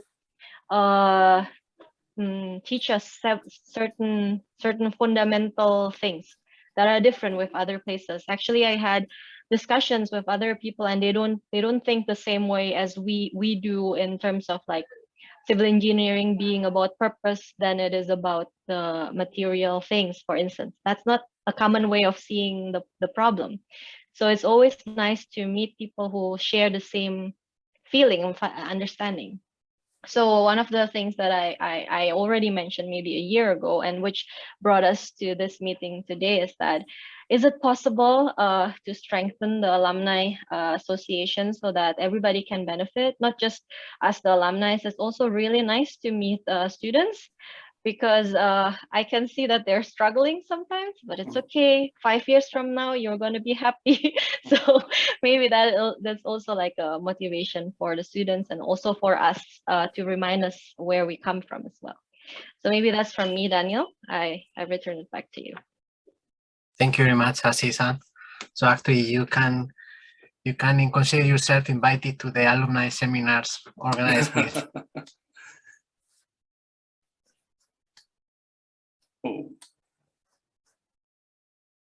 Some Wi-Fi troubles to him. Okay, then may I have some comments to that comments regarding particularly the alumni issues. Yes, thank you very much for nice comments, and I really appreciate your proposal last symposiums to have this kind of opportunities. Yes, and I'm very happy to work with Indonesian alumni associations for having these symposiums. We'd like to continue this kind of activities with the support from the other countries, similar types of alumni associations. And yes, you're right. And I would like to enhance more the communications between alumni and also professors or staff or the students. But one of the difficulty we face is a kind of monitoring or the list of alumni. If we could make a perfect list of alumni, maybe you can contact easily alumni, and even if you have never seen him or her, you can easily understand who they are. But quite difficult to track and monitor all alumni, where they are and what they are doing, etc. And Akaike-san, yes, maybe she's there. She's challenging to collect the data from alumni about their latest status. But we are struggling what is the best way. So if you have a good proposal or suggestions, how can we collect and understand where they are and what they are doing, etc. Yes, we are very happy to, yes, Akaiki-san, do you have some comments about it? Yeah, yes, please. Thank you very much to give me a time. I have always tried to collect the alumni information since 4 years ago. At first, I collected the data of each countries. Then I tried to send the key person in the each countries of alumni. And I try to ask them to upgrade their information. I can catch several alumni. For example, in Pakistan, Umar, Fark, or in Indonesia also I tried. But actually, I can't do all by myself. So just I like to ask you the good idea to do systematically, not only me, but also many alumni cooperate with me. But one thing, can I ask for questions? I'm hearing Aziz's presentation, and I know you are so many organizations to belongs to, like you belongs to the biggest PPI and the TUIX. Do you have any idea to unite or cooperate with 3 organizations, ISACE or TUIX and PPI, cooperate and share the information? Then one people only can upgrade only one information, then spread out each organization. It's very easy, but now we are all independent and all we keep the information individually. So I think it's sharing is the best solution for us, because all alumni is really busy to upgrade their informations of each organization. Okay. Yeah. This is really interesting question, Akaiki-san. Actually, while I was doing my presentation, I actually realized in the Indonesian Association, in the Indonesian Student Association from the US actually is much more active than the Indonesian Student Association of Japan for some reason. So I also don't know why we had such a strong Indonesian Student Association, but it didn't translate to like a strong Indonesian Alumni Association from Japan, for instance. So actually, I think you are correct. If Todai can connect little by little with all of the representative from each of the alumni association, country alumni association, I think it's much easier to have a database from each of the countries. This is also what maybe if my friends here are willing to do, I would like to sort of like start again so that we know where everybody is. I also don't know where all of the Indonesians are right now. Out of those 64 that you mentioned, I only know, actually I was just reminded, actually I know 26. So even I missed several. So but once we have that data, I'm okay to share it with you. I know that now the Alumni Association is trying to use Facebook to do that, but not everybody is using it. So actually the easiest way is just to use email, maybe as a newsletter or something sometimes. But in any case, as I said last year, and I think we have proven now that we are committed and helping, of course. So if Akaiki-san needs our help, we are more than willing to help you out with this. Okay, thank you. We'd better return to Daniel's. Return, welcome back. Yes, please. Thank you very much. Thank you very much. Okay. Actually, I disappeared for a brief moment. And I think maybe we can also hear from Janice-san if you have some ideas. Okay, about international program. Either. Oh, either of you. Michael, hi first. Please, Gani. Okay.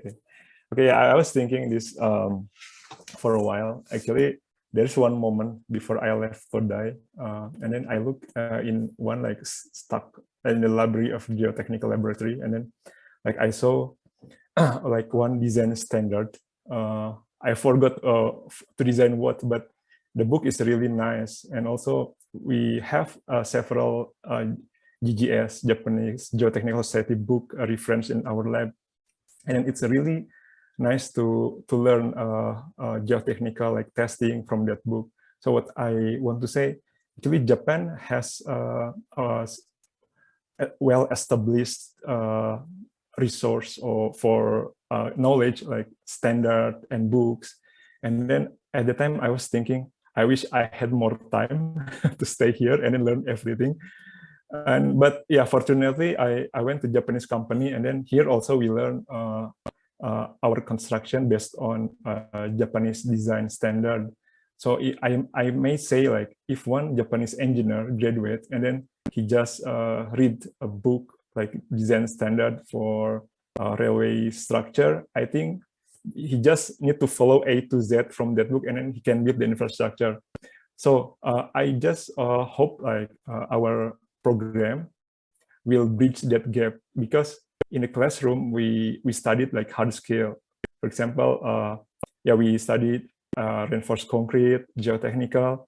But as a Japanese graduates, if someone said like, what makes you Japanese graduates?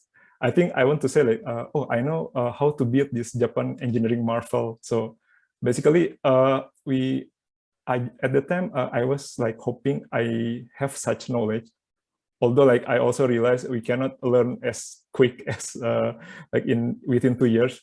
But the current program of Civil Engineering International program, I think it's good already. Like sometimes you provide a tour to some company or site. Actually, that one gives us some insight about what is the Japan infrastructure is like. So I hope this program will continue and have more variation, including like understanding like design standard in Japan. I think that will help much if our graduates like jump into industry, and we can like learn how to build infrastructure as in Japan. So I think that is from me. Daniel, thank you. Thank you very much, Danny. That is really, really insightful. I have read that actually one of the classes I wanted to take was earthquake engineering, just because I thought that if I'm in Japan, I have to know about earthquakes. So I cannot go back home and say I didn't learn anything. Danny, maybe also if you have any other ideas. Yeah, thank you, Danielson. Actually talking about the building code, for example, Indonesian code usually adopted the American code. So the American code influenced almost like 100% of Indonesian codes. But sometimes, let's talk about a bit serious about the civil engineering field. As the lecturer, sometimes I understand how to teach my student, but how to teach my student about the new code, for example, but it's not really, how to say, like necessary to learn. Like we have a difficult situation, we have a difficult geographical, like we have a lot of seismic hazard. So sometimes we cannot just adopt the American codes. It is very interesting to adopt a Japanese code. But the problem is still the languages. The language is the barrier for us to study more about the codes. Of course, you're lucky if you can learn and you can read and write Japanese, but not all international students have a same level to study Japanese. So Nihongo sometimes is very difficult. We have to prepare our time during my first semester to my second semester, I have to, I have to study Nihongo, but at the same time, I have to be the helper of my senpais in the lab.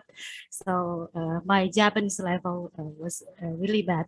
So that's why after finishing my study at the University of Tokyo, I want to study more, especially about the Japanese code, because during my study, only a small informations about the code. That's all related only to my research, not for a very general one. The one is I want to study more about the seismic, about any kind about the hazard, seismic hazard in Japan, how to control that, how to manage, many things like that. So maybe these kind of things can be solved if we have a very good network with the Japanese students, or, for example, maybe 5 years ago, I met one guy from Hazama Ando Corporations, and he has like a long-term project in Indonesia, and his wife is Indonesian. So he helped us a lot about prepare one of the Japanese standard for the geotechnical analysis in the field. But of course, we need more. So I need the solutions maybe in the future to make a collaborations. It is very how to say kampeki, very great if the Japanese codes are translated into English. So this is the the best things. So this is just a very small request for Soga Sensei. You are lucky because, of course, you can read all and you can transfer your experiences, your knowledge to your student. But for me, even though I was graduated from Todai, no way I can teach my students about the Japanese codes. Thank you very much. Thank you very much, Dani-san. Daniel, may I have some comments about the Japanese code? Okay, yeah, thank you very much for pointing out very critical and important issues, particularly for Japanese engineers who are interested in internationalizations of Japanese industries. And actually, for example, I'm a member of Japan Society of Civil Engineering, and we discussed a lot about translations of a Japanese standard into English. And some of them have been already translated, but it has been already quite old. For example, 10 years ago, it was translated into English, but not updated. Or the other books never translated, for example. And yes, some of the members are very highly motivated to translate, but it's a little bit the voluntary work rather than the business work.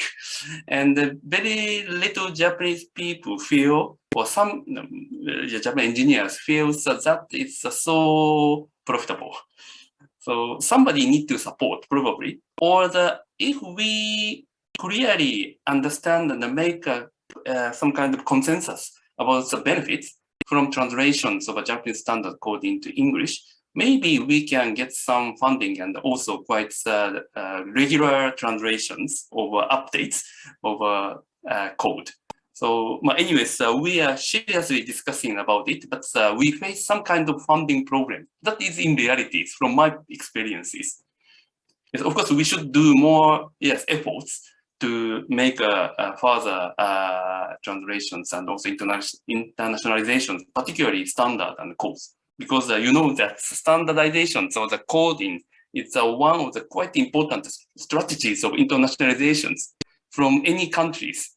Yes, particularly Japanese government is now very keen on internationalizations of Japanese businesses. So we'd like to make a further appeal to the Japanese government to support this kind of activities. I'm very happy to hear about your opinions. I will forward your comments to my colleagues.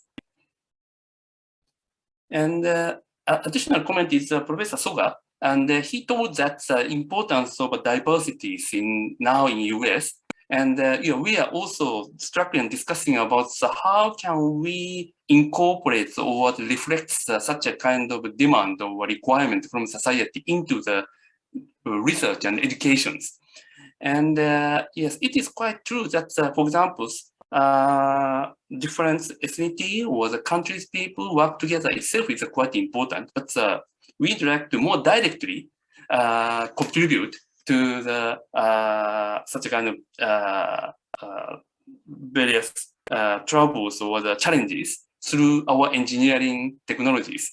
So our civil engineering is, as told by Ashi-san, our final goal is a kind of not the materials or the subject itself, or purpose is our goal. So in that sense, we already have had some kind of consensus about the importance of diversity issues, but how can we do it? Methodology is still missing. So if we can work together with, for example, the University of California, Berkeley, or the other universities who are concerned, who have similar concerns, we'd like to communicate and work together with you. That is a comment from us. Oh, thank you very much. And as there's a discussion about Japanese code versus American code. Yes. That's also diversity from my point of view. Sure. And then diversity in the US is quite different from diversity in Japan or Asia or other places. But it's really appreciating that particular point and then trying to see what we can do rather than sort of using a code and then there's a factor of safety of 1.5, but then we should discuss why is it 1.5? Why did Japan take 1.5? Why can we do it in Indonesia 1.6 or 1.4? That is the discussion about diversity from my point of view. So the internationalization is about appreciating the different codes or different way of thinking and then trying to adopt that in a sort of a unified way. Yeah, agree. Thank you very much for nice comments. Okay. Sorry. Thank you very much. I'm not sure, Sekimoto Sensei, do we have still some time if it's, or we are a bit short? Yes. So time is over now. So Kato Sensei, is it okay to move to the closing remarks? Oh yes, because time is coming. So and also the Professor Kuano has already come to say the closing remarks. So how about having the anyway closing remarks once, and maybe if you are interested in to discuss further more, we may continue to talk if, after the closing remarks. Yes, on this platform. Okay. Anyway, thank you very much for your very fruitful panel discussion. Yes.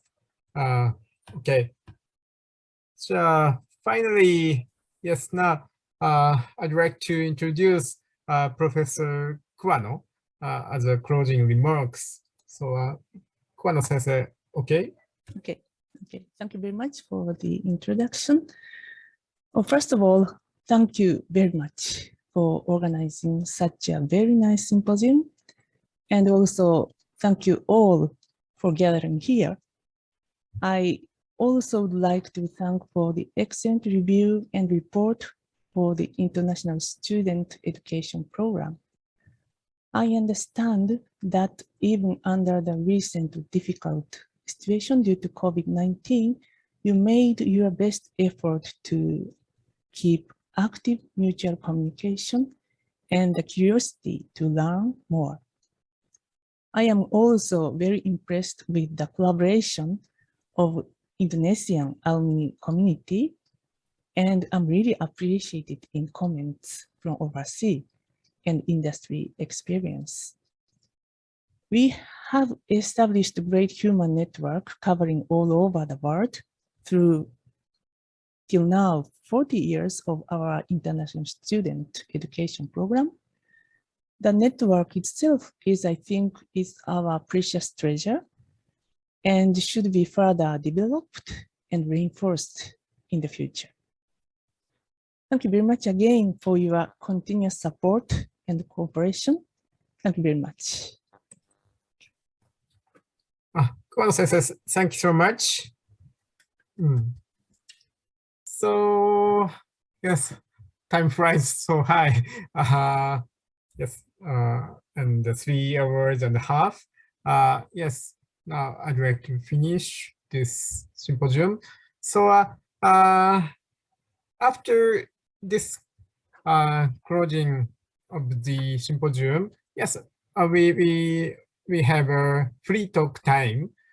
So if you are interested in the joining of the free talks, yes, please stay here in the same Zoom channel here.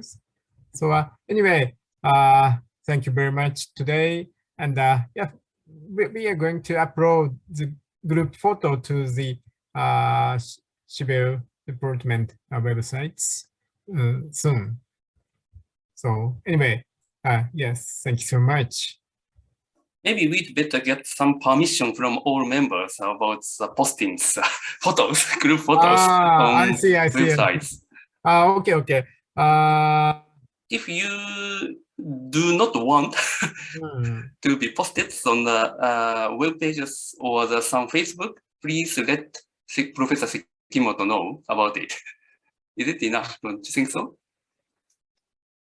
Members, okay.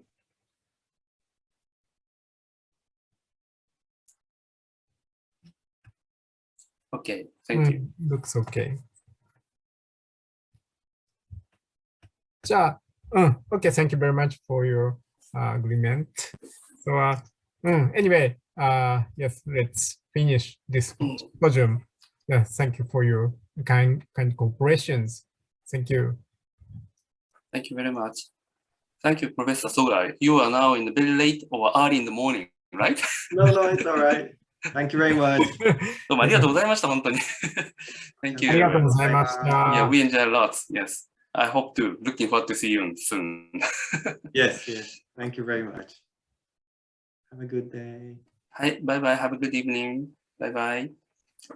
So, yes, if you do have some further discussions regarding the program or the further improvements, of course, we can continue to discuss. Do you have some comments or the questions? Maybe I want to give a little experience about the standards thing. So actually, one of my colleague is developing a standard for sanitation system in Indonesia, and the driver is actually the NISE. NISE is the National Institute of Environmental Science of Japan.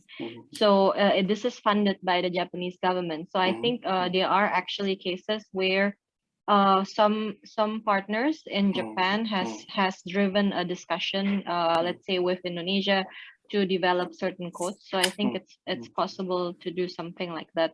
But as Kato Sensei had mentioned about the interest, I think actually Buyani can maybe explain further.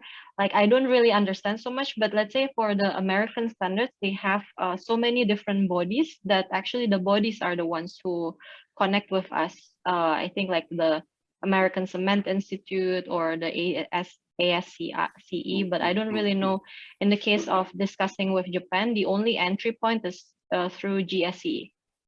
Is that? That depends on the standard, really. Because yes, like the United States, we have also many associations and organizations who organize and manage such a kind of standard and code.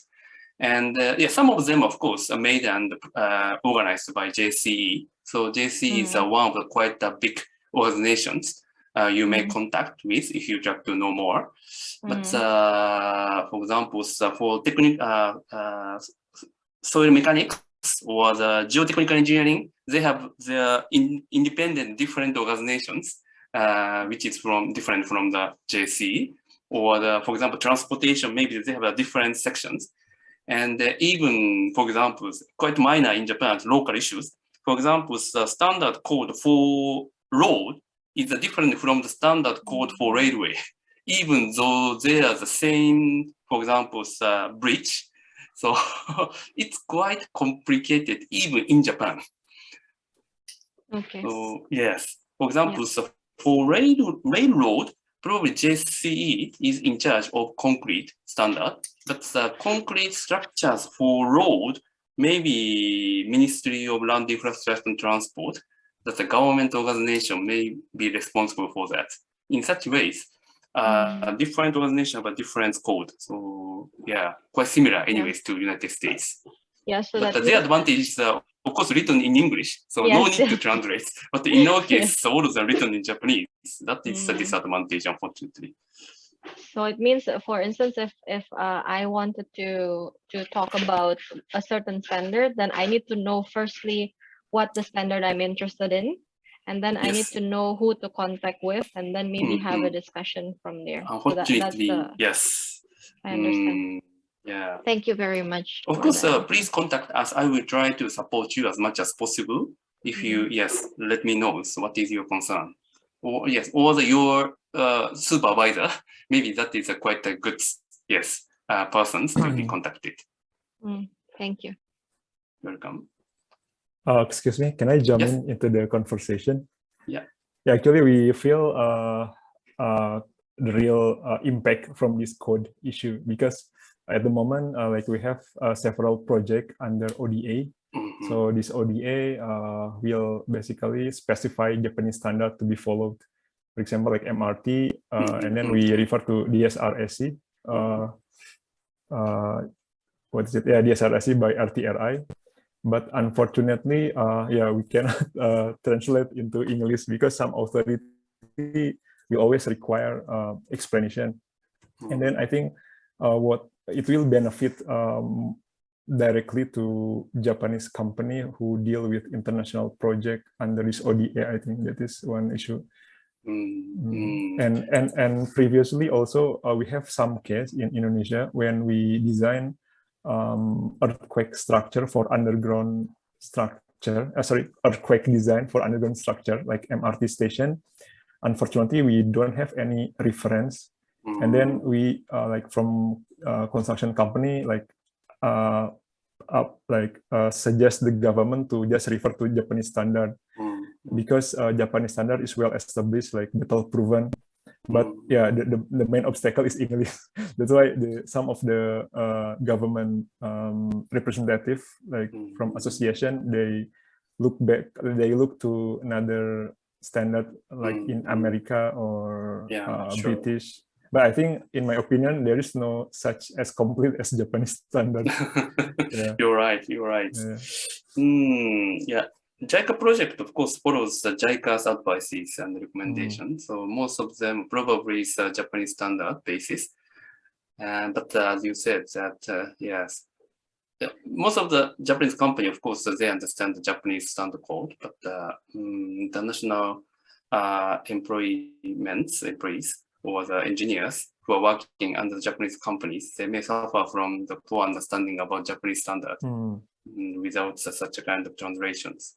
And I'm not sure what is the best solution for that. But anyways, the translation is the first maybe step for disseminating our standards code to the other countries. Yeah, at the end, last time we suggest our Indonesian like association for we call it Haki, like to contact JICA directly and request JSE or DSRSC to have some. I think such a kind of request is quite effective to encourage and motivate JSE or some organization to translate their standard code into English. Thank you very much. Yes, please push more. Of course, I will try to encourage the other members to translate those codes into English. Yeah, thank you, Kato Sensei. Yeah, you're welcome. Yes. Yeah. Mrs. Eka was raising her hands earlier. Oh yeah, please. Hello, Kato Sensei. Hi, hello. Nice to meet you. Nice to meet you. All other sensei and all other alumni here. Henny-san, hello. And Sandisa. Sensei, maybe I think that the standard is really important, of course. But what I want to talk now is I want to inform about the current situation that I do now is actually recently last Friday there was an earthquake in Pasaman Barat Regency near my Padang City, and maybe in last 3 days, we assessed many buildings, including schools and also hospitals. And about the schools, we find that there are many heavy damage and also moderate damage. And that I think that the school need to be reinforced. So I would like to seek the information. Is there any opportunity to work with the University of Tokyo Civil Engineering Department, especially about the technology transfer, about the buildings, how to reinforce the building, and so on. That's what I want to my request and inquiry, and also the information, Sensei. Thank you. I see. Yes, thank you very much. But that is again the Japanese unique issues, because the building itself is mainly dealt with by not the civil engineering field, but the architecture. And we have also the Architecture Institute of Japan or something, which makes again the standard. And also they have many experts in architecture. And of course, the civil engineer and architecture engineers work together in many cases. But as you know, in our engineering building #1, if you enter into engineering building #1, go to left is civil engineering, but if you turn to right, then that is architecture. So it's quite separated, unfortunately. And of course, we have some communication, but not fully integrated. Therefore, if you are interested in building code or building itself, I should say, or I should recommend that you'd better work with architecture people rather than civil engineering people. But of course, we are happy to forward your comment to architecture peoples in architecture department peoples. So yeah, but that is the realities in the University of Tokyo at this moment. We have discussed a lot about how can we integrate our knowledge or experiences, communication network, etc., into the more effective ones. But and also we have started several joint programs together with the Department of Civil Engineering, Architecture, and Urban Engineering. You know, we have 3 departments related to infrastructures. So I think as a part of such a kind of integrated program, maybe we can collaborate together with your case. That is my comments. Okay, Sensei. Thank you very much for your comments. But I think that I'm from Meguro Lab, so I think Meguro Sensei has some technology to be applied for the building regarding about the reinforcement. Yeah, his research, team, works on that. Yeah, I know that. I think recently, currently I just report to Sensei. And maybe if there is opportunity, I would like to do more about this. Oh yeah, very excellent approach. I think Meguro Sensei is the best person in our civil engineering departments. Yes, regarding that issues. Yes, thank you very much, Sensei. Yes. Kato Sensei, Hi. Seda-san sent me a message through the chat about the question about the diversity of the professors. Good questions. Yeah, very good question. Maybe I'd better get the comment from Daniel, maybe, for example, because he raised many questions about the diversity in the department. And of course, from which aspects we discuss diversity is a quite important question. And as for the nationalities, still, unfortunately, faculty members, most of them are Japanese, unfortunately, and quite a few number of international faculty members are working in our departments. So our faculty member try to recruit more international staff members as a faculty members from now on. So yes, we would like to, well, we are happy to work together with many international young, particularly faculty members, mainly from the probably alumni. So yeah, we'd like to improve it. Unfortunately, at this moment, we haven't yet so much diversified in terms of nationalities. And as for the gender, only 2 or 3 faculty members are female lecturers or the associate professor or the professors. And but recently, more female assistant professors have been hired, and because our university, in the same way as other universities in other countries as well, yes, strongly promote and encourage female researchers to get the positions of academic researchers in the University of Tokyo, and many financial support for hiring female researchers. So I hope we have more female academic faculty members in the Department of Civil Engineering. As for the students, number or share of female students is gradually increasing. I'm not sure how many percent now.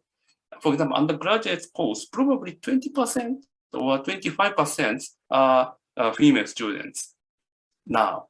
For example, so when I was a student, 0%. So it has been changed quite significantly. But of course, we'd like to have more female students, and it should be 50-50. Our university have a target, I think 30%. Sekimoto-sensei, do you know that? 25%. 25% already. Then our department could be the more or less average, but we should have more probably. Yeah. So that is the current situations. Daniel, do you have some additional comments on that? I was checking because I looked the day to the numbers of gender division in the international students, and in that one is civil engineering is surprisingly still on process, but quite nice. And I think we can see we have quite talented international. I think that is a bit more. I'm trying to find that table. Still, I think more has to be done, and especially like. You mean undergraduate program or the faculty No, member? Faculty member is very low. Graduate. International. International. Okay. International. Yes, maybe yes. That one was different. I didn't see the numbers for the national ones, but the international was not bad.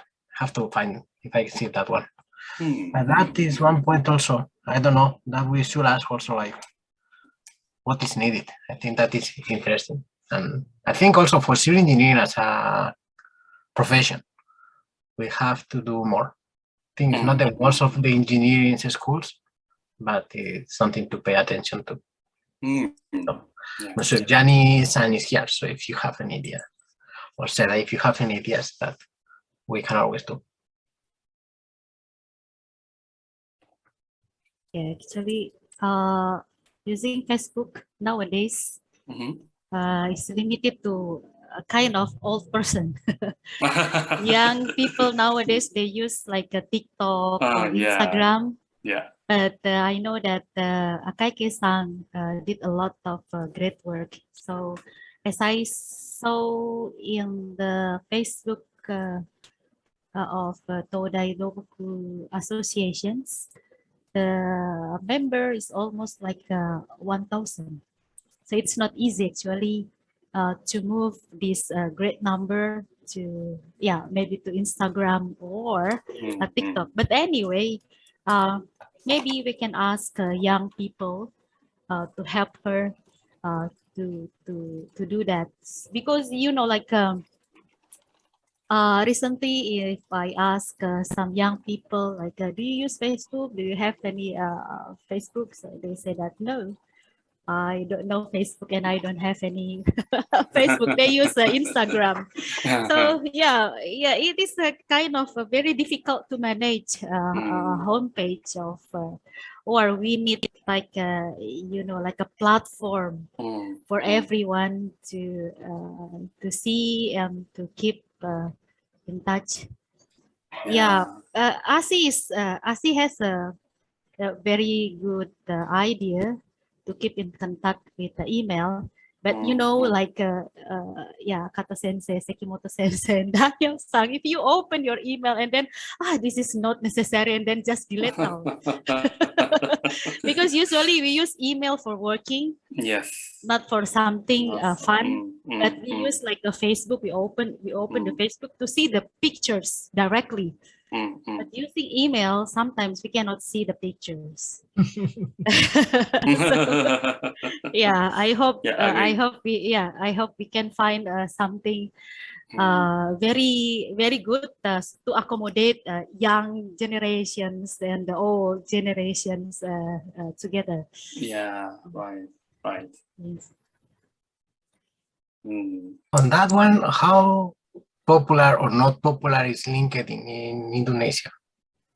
Indonesia has a very strong relations, in terms of like academic collaboration with Japanese institutions, because we get a lot of support from the scholarship, Panasonic, like ADB.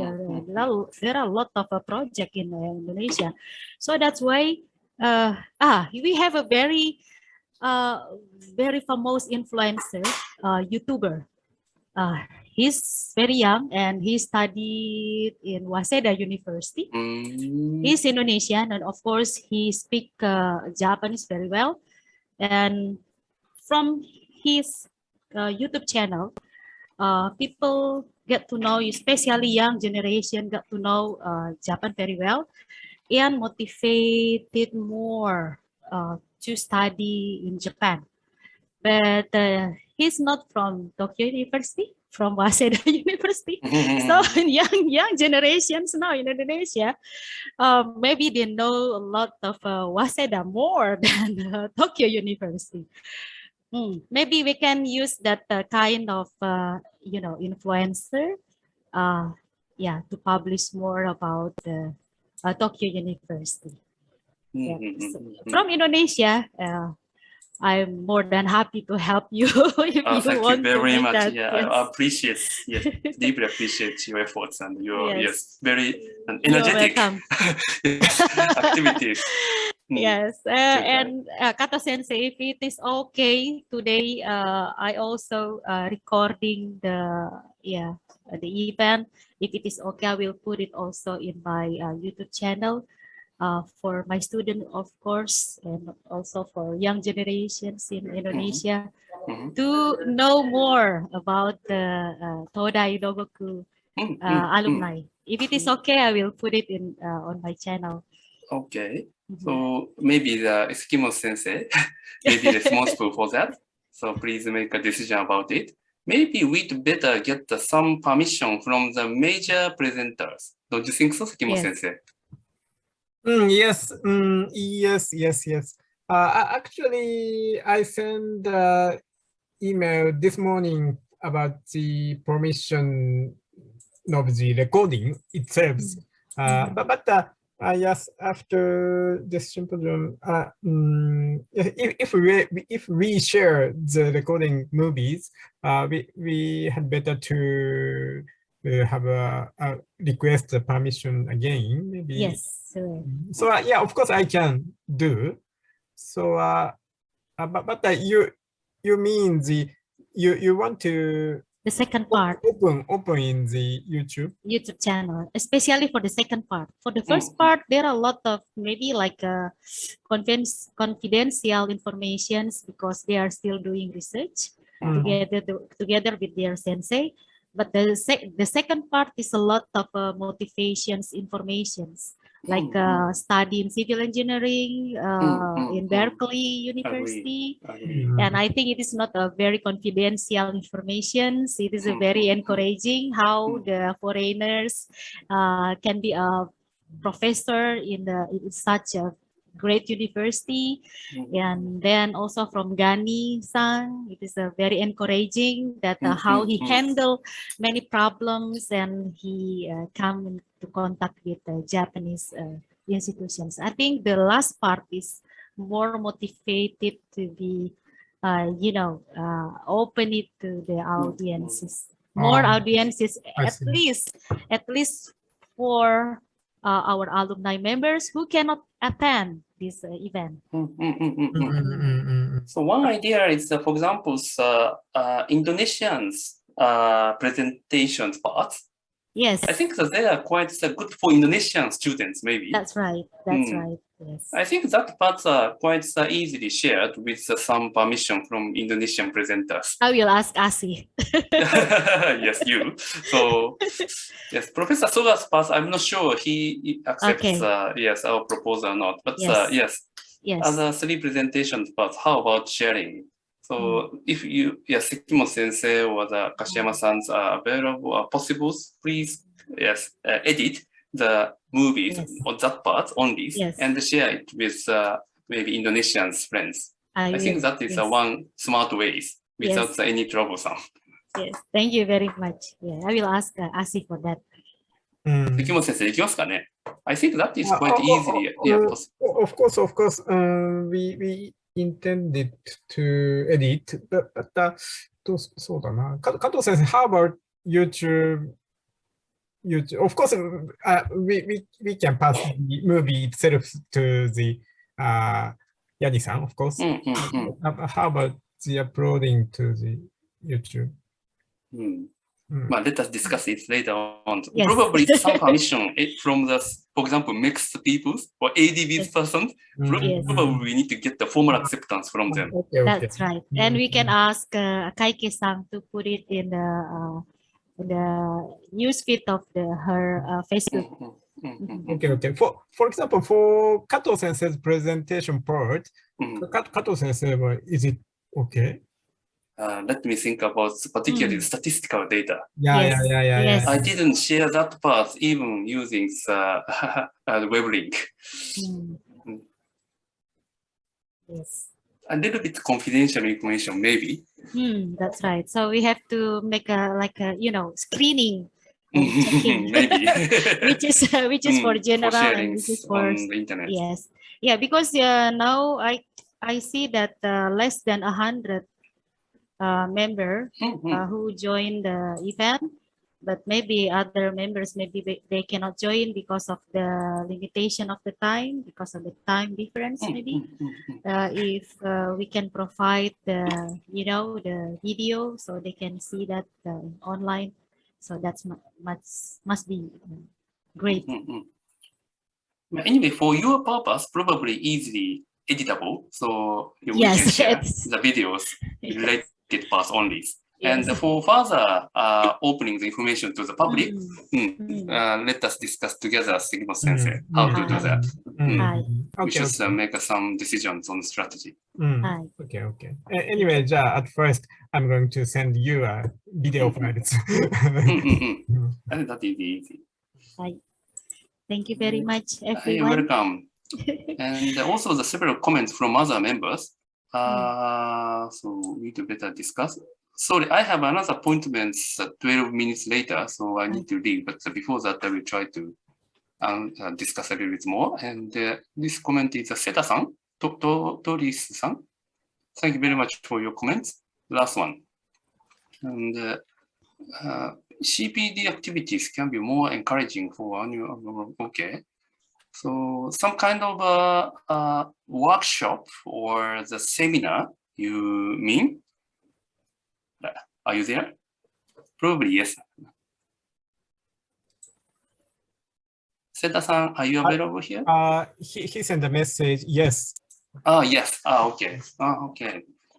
I think that could be a good idea. And yes, as I made the presentation or the students associations showed, we have regular monthly alumni seminars in which alumni make a presentation about the latest activities.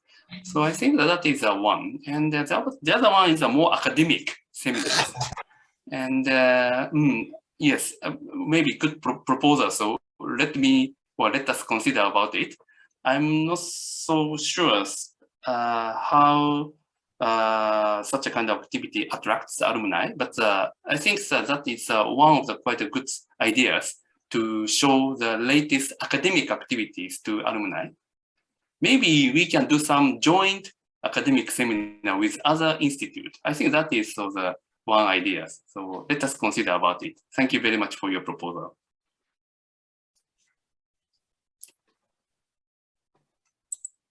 Okay, what else? Daniel, do you have some other comments we should answer?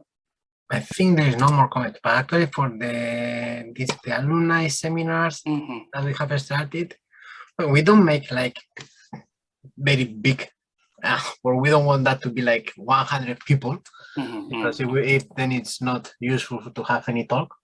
But we are making so far like with one alumni, and then he or she just talk about what they are doing, and then they have time to chat with other students. But we are also thinking that it can be good to invite other alumni, even so maybe one is the one who talk, but I don't know if Luki is making the presentation, then Usama or yourself want to also to join, and then they can Yes, make please. questions to him. Like I think you forget something, that could be also, because the idea is also we make it a bit like presentation of what is the work and so on, but it's kind of try to break the ice also with the students. So if students feel this is atmosphere where kind of it's almost between friends, then I think they can also get more stimulated, and they will be more eager to ask, okay, so Luki or Gianni, I want to ask you something else. That can be one of the ways. We have to experiment. That is one of the points. So if you have any ideas, we are very happy to try. Yes. Actually, we have been trying several challenges already. And trial and error is probably required to get the better, some practices. So like I think Luki or Sama, you met also with Hausner, with the two brothers. You met Daniel Hausner? I meet you. Oh, okay. No, because we have two twins, Daniel and Christian Hausner. So we invited Daniel to make the talk, but we also invited Christian to join. I see. Now we have to go invite Christian, and then Daniel will join. So I think that can be one way. But we have with Kayondo, he also mentioned to get some others. Okay, thank you very much. Osama-san, also thank you very much for your comments. You're from now New Zealand? Yeah, we have a lot of people here, actually alumni from Todai, and actually talking about the code. And we have two alumni who like influence in New Zealand code. We have Professor Misco and Professor Rolando. And actually in New Zealand, we are really emphasis about diversity and inclusion. Yeah. Yeah, should be quite important topic. Right. Okay, thank you very much. Yes, we are very happy to see you. Yes, from New Zealand. Yes. Yeah, we may, in the near future, request you to organize maybe the seminars or some symposium like today. Okay, will be. Okay, good. Thank you. Yes, keep in touch. Yanni-san has gone already? Yes, yeah. She had to move. Right. じゃあそろそろかな? Okay, so I think this room is still open, maybe. I'm not sure who is organizing, who is the host, but formally we may finish this meeting. Yeah. Kashiyama-san is host, but I also have another appointment from 5:30, so I have to leave soon. And probably again next March we have a next one, and we should invite all of you to this symposium next year again. So please participate in it. And as I told you, we have also monthly alumni seminars. I'm not sure that the information is shared with all alumni or not, but Daniel, how about sharing it with all alumni members? So now we are sharing, I think Akaike-san is putting on the Facebook of the alumni. And I think sometimes we are also sending through the mailing list. And we are also sharing through the students committee Facebook. I don't know, like the alumni is checking. So that's why I was wondering if LinkedIn is something used or not. I know some use, some others don't use. So that is also one challenge. Time and the date is fixed. We have to fix it's gonna be in April. The person is fixed. No. I mean third Wednesday night. Or that is one thing we have not done. We are making them at 7 p.m. because that it was work best when we had some in Europe, Europe and Africa. I see. That is one option to get it fixed. But that depends on the schedules of presenter actually. So we cannot fix the schedules. So yes, much unfortunately. But of course, we can share the information to all members whenever we have a seminars. And see you next time, maybe in a monthly seminar or the annual symposium next March. Thank you very much for your participation. Have a good evening. And yes, I hope to see you again. Thank you. Bye bye. Thank you very much. 関本先生、どうもありがとうございました。本当に。大変よかったと思います。またちょっとあれですね、選考会議とかでも紹介しましょう。どんな感じだったか。そうですよね。インドネシアの方々の話もとても良かったと思うので、我々の、なんていうのか、教育がちゃんと伝わってるっていうのが分かって良かったです。そうですね、確かに。次の国とかをどこにするかとか。そうですね。ちょっとまた相談をいたしましょう。次の担当者に変わる前に決めちゃった方がいいですよね。はい。樫山さんもどうもありがとうございました。はい、ありがとうございました。はい。じゃあ失礼します。はい。じゃあどうも失礼します。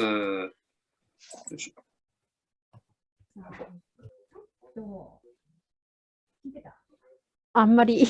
なんかね、一話だけ楽しんでるけど、何も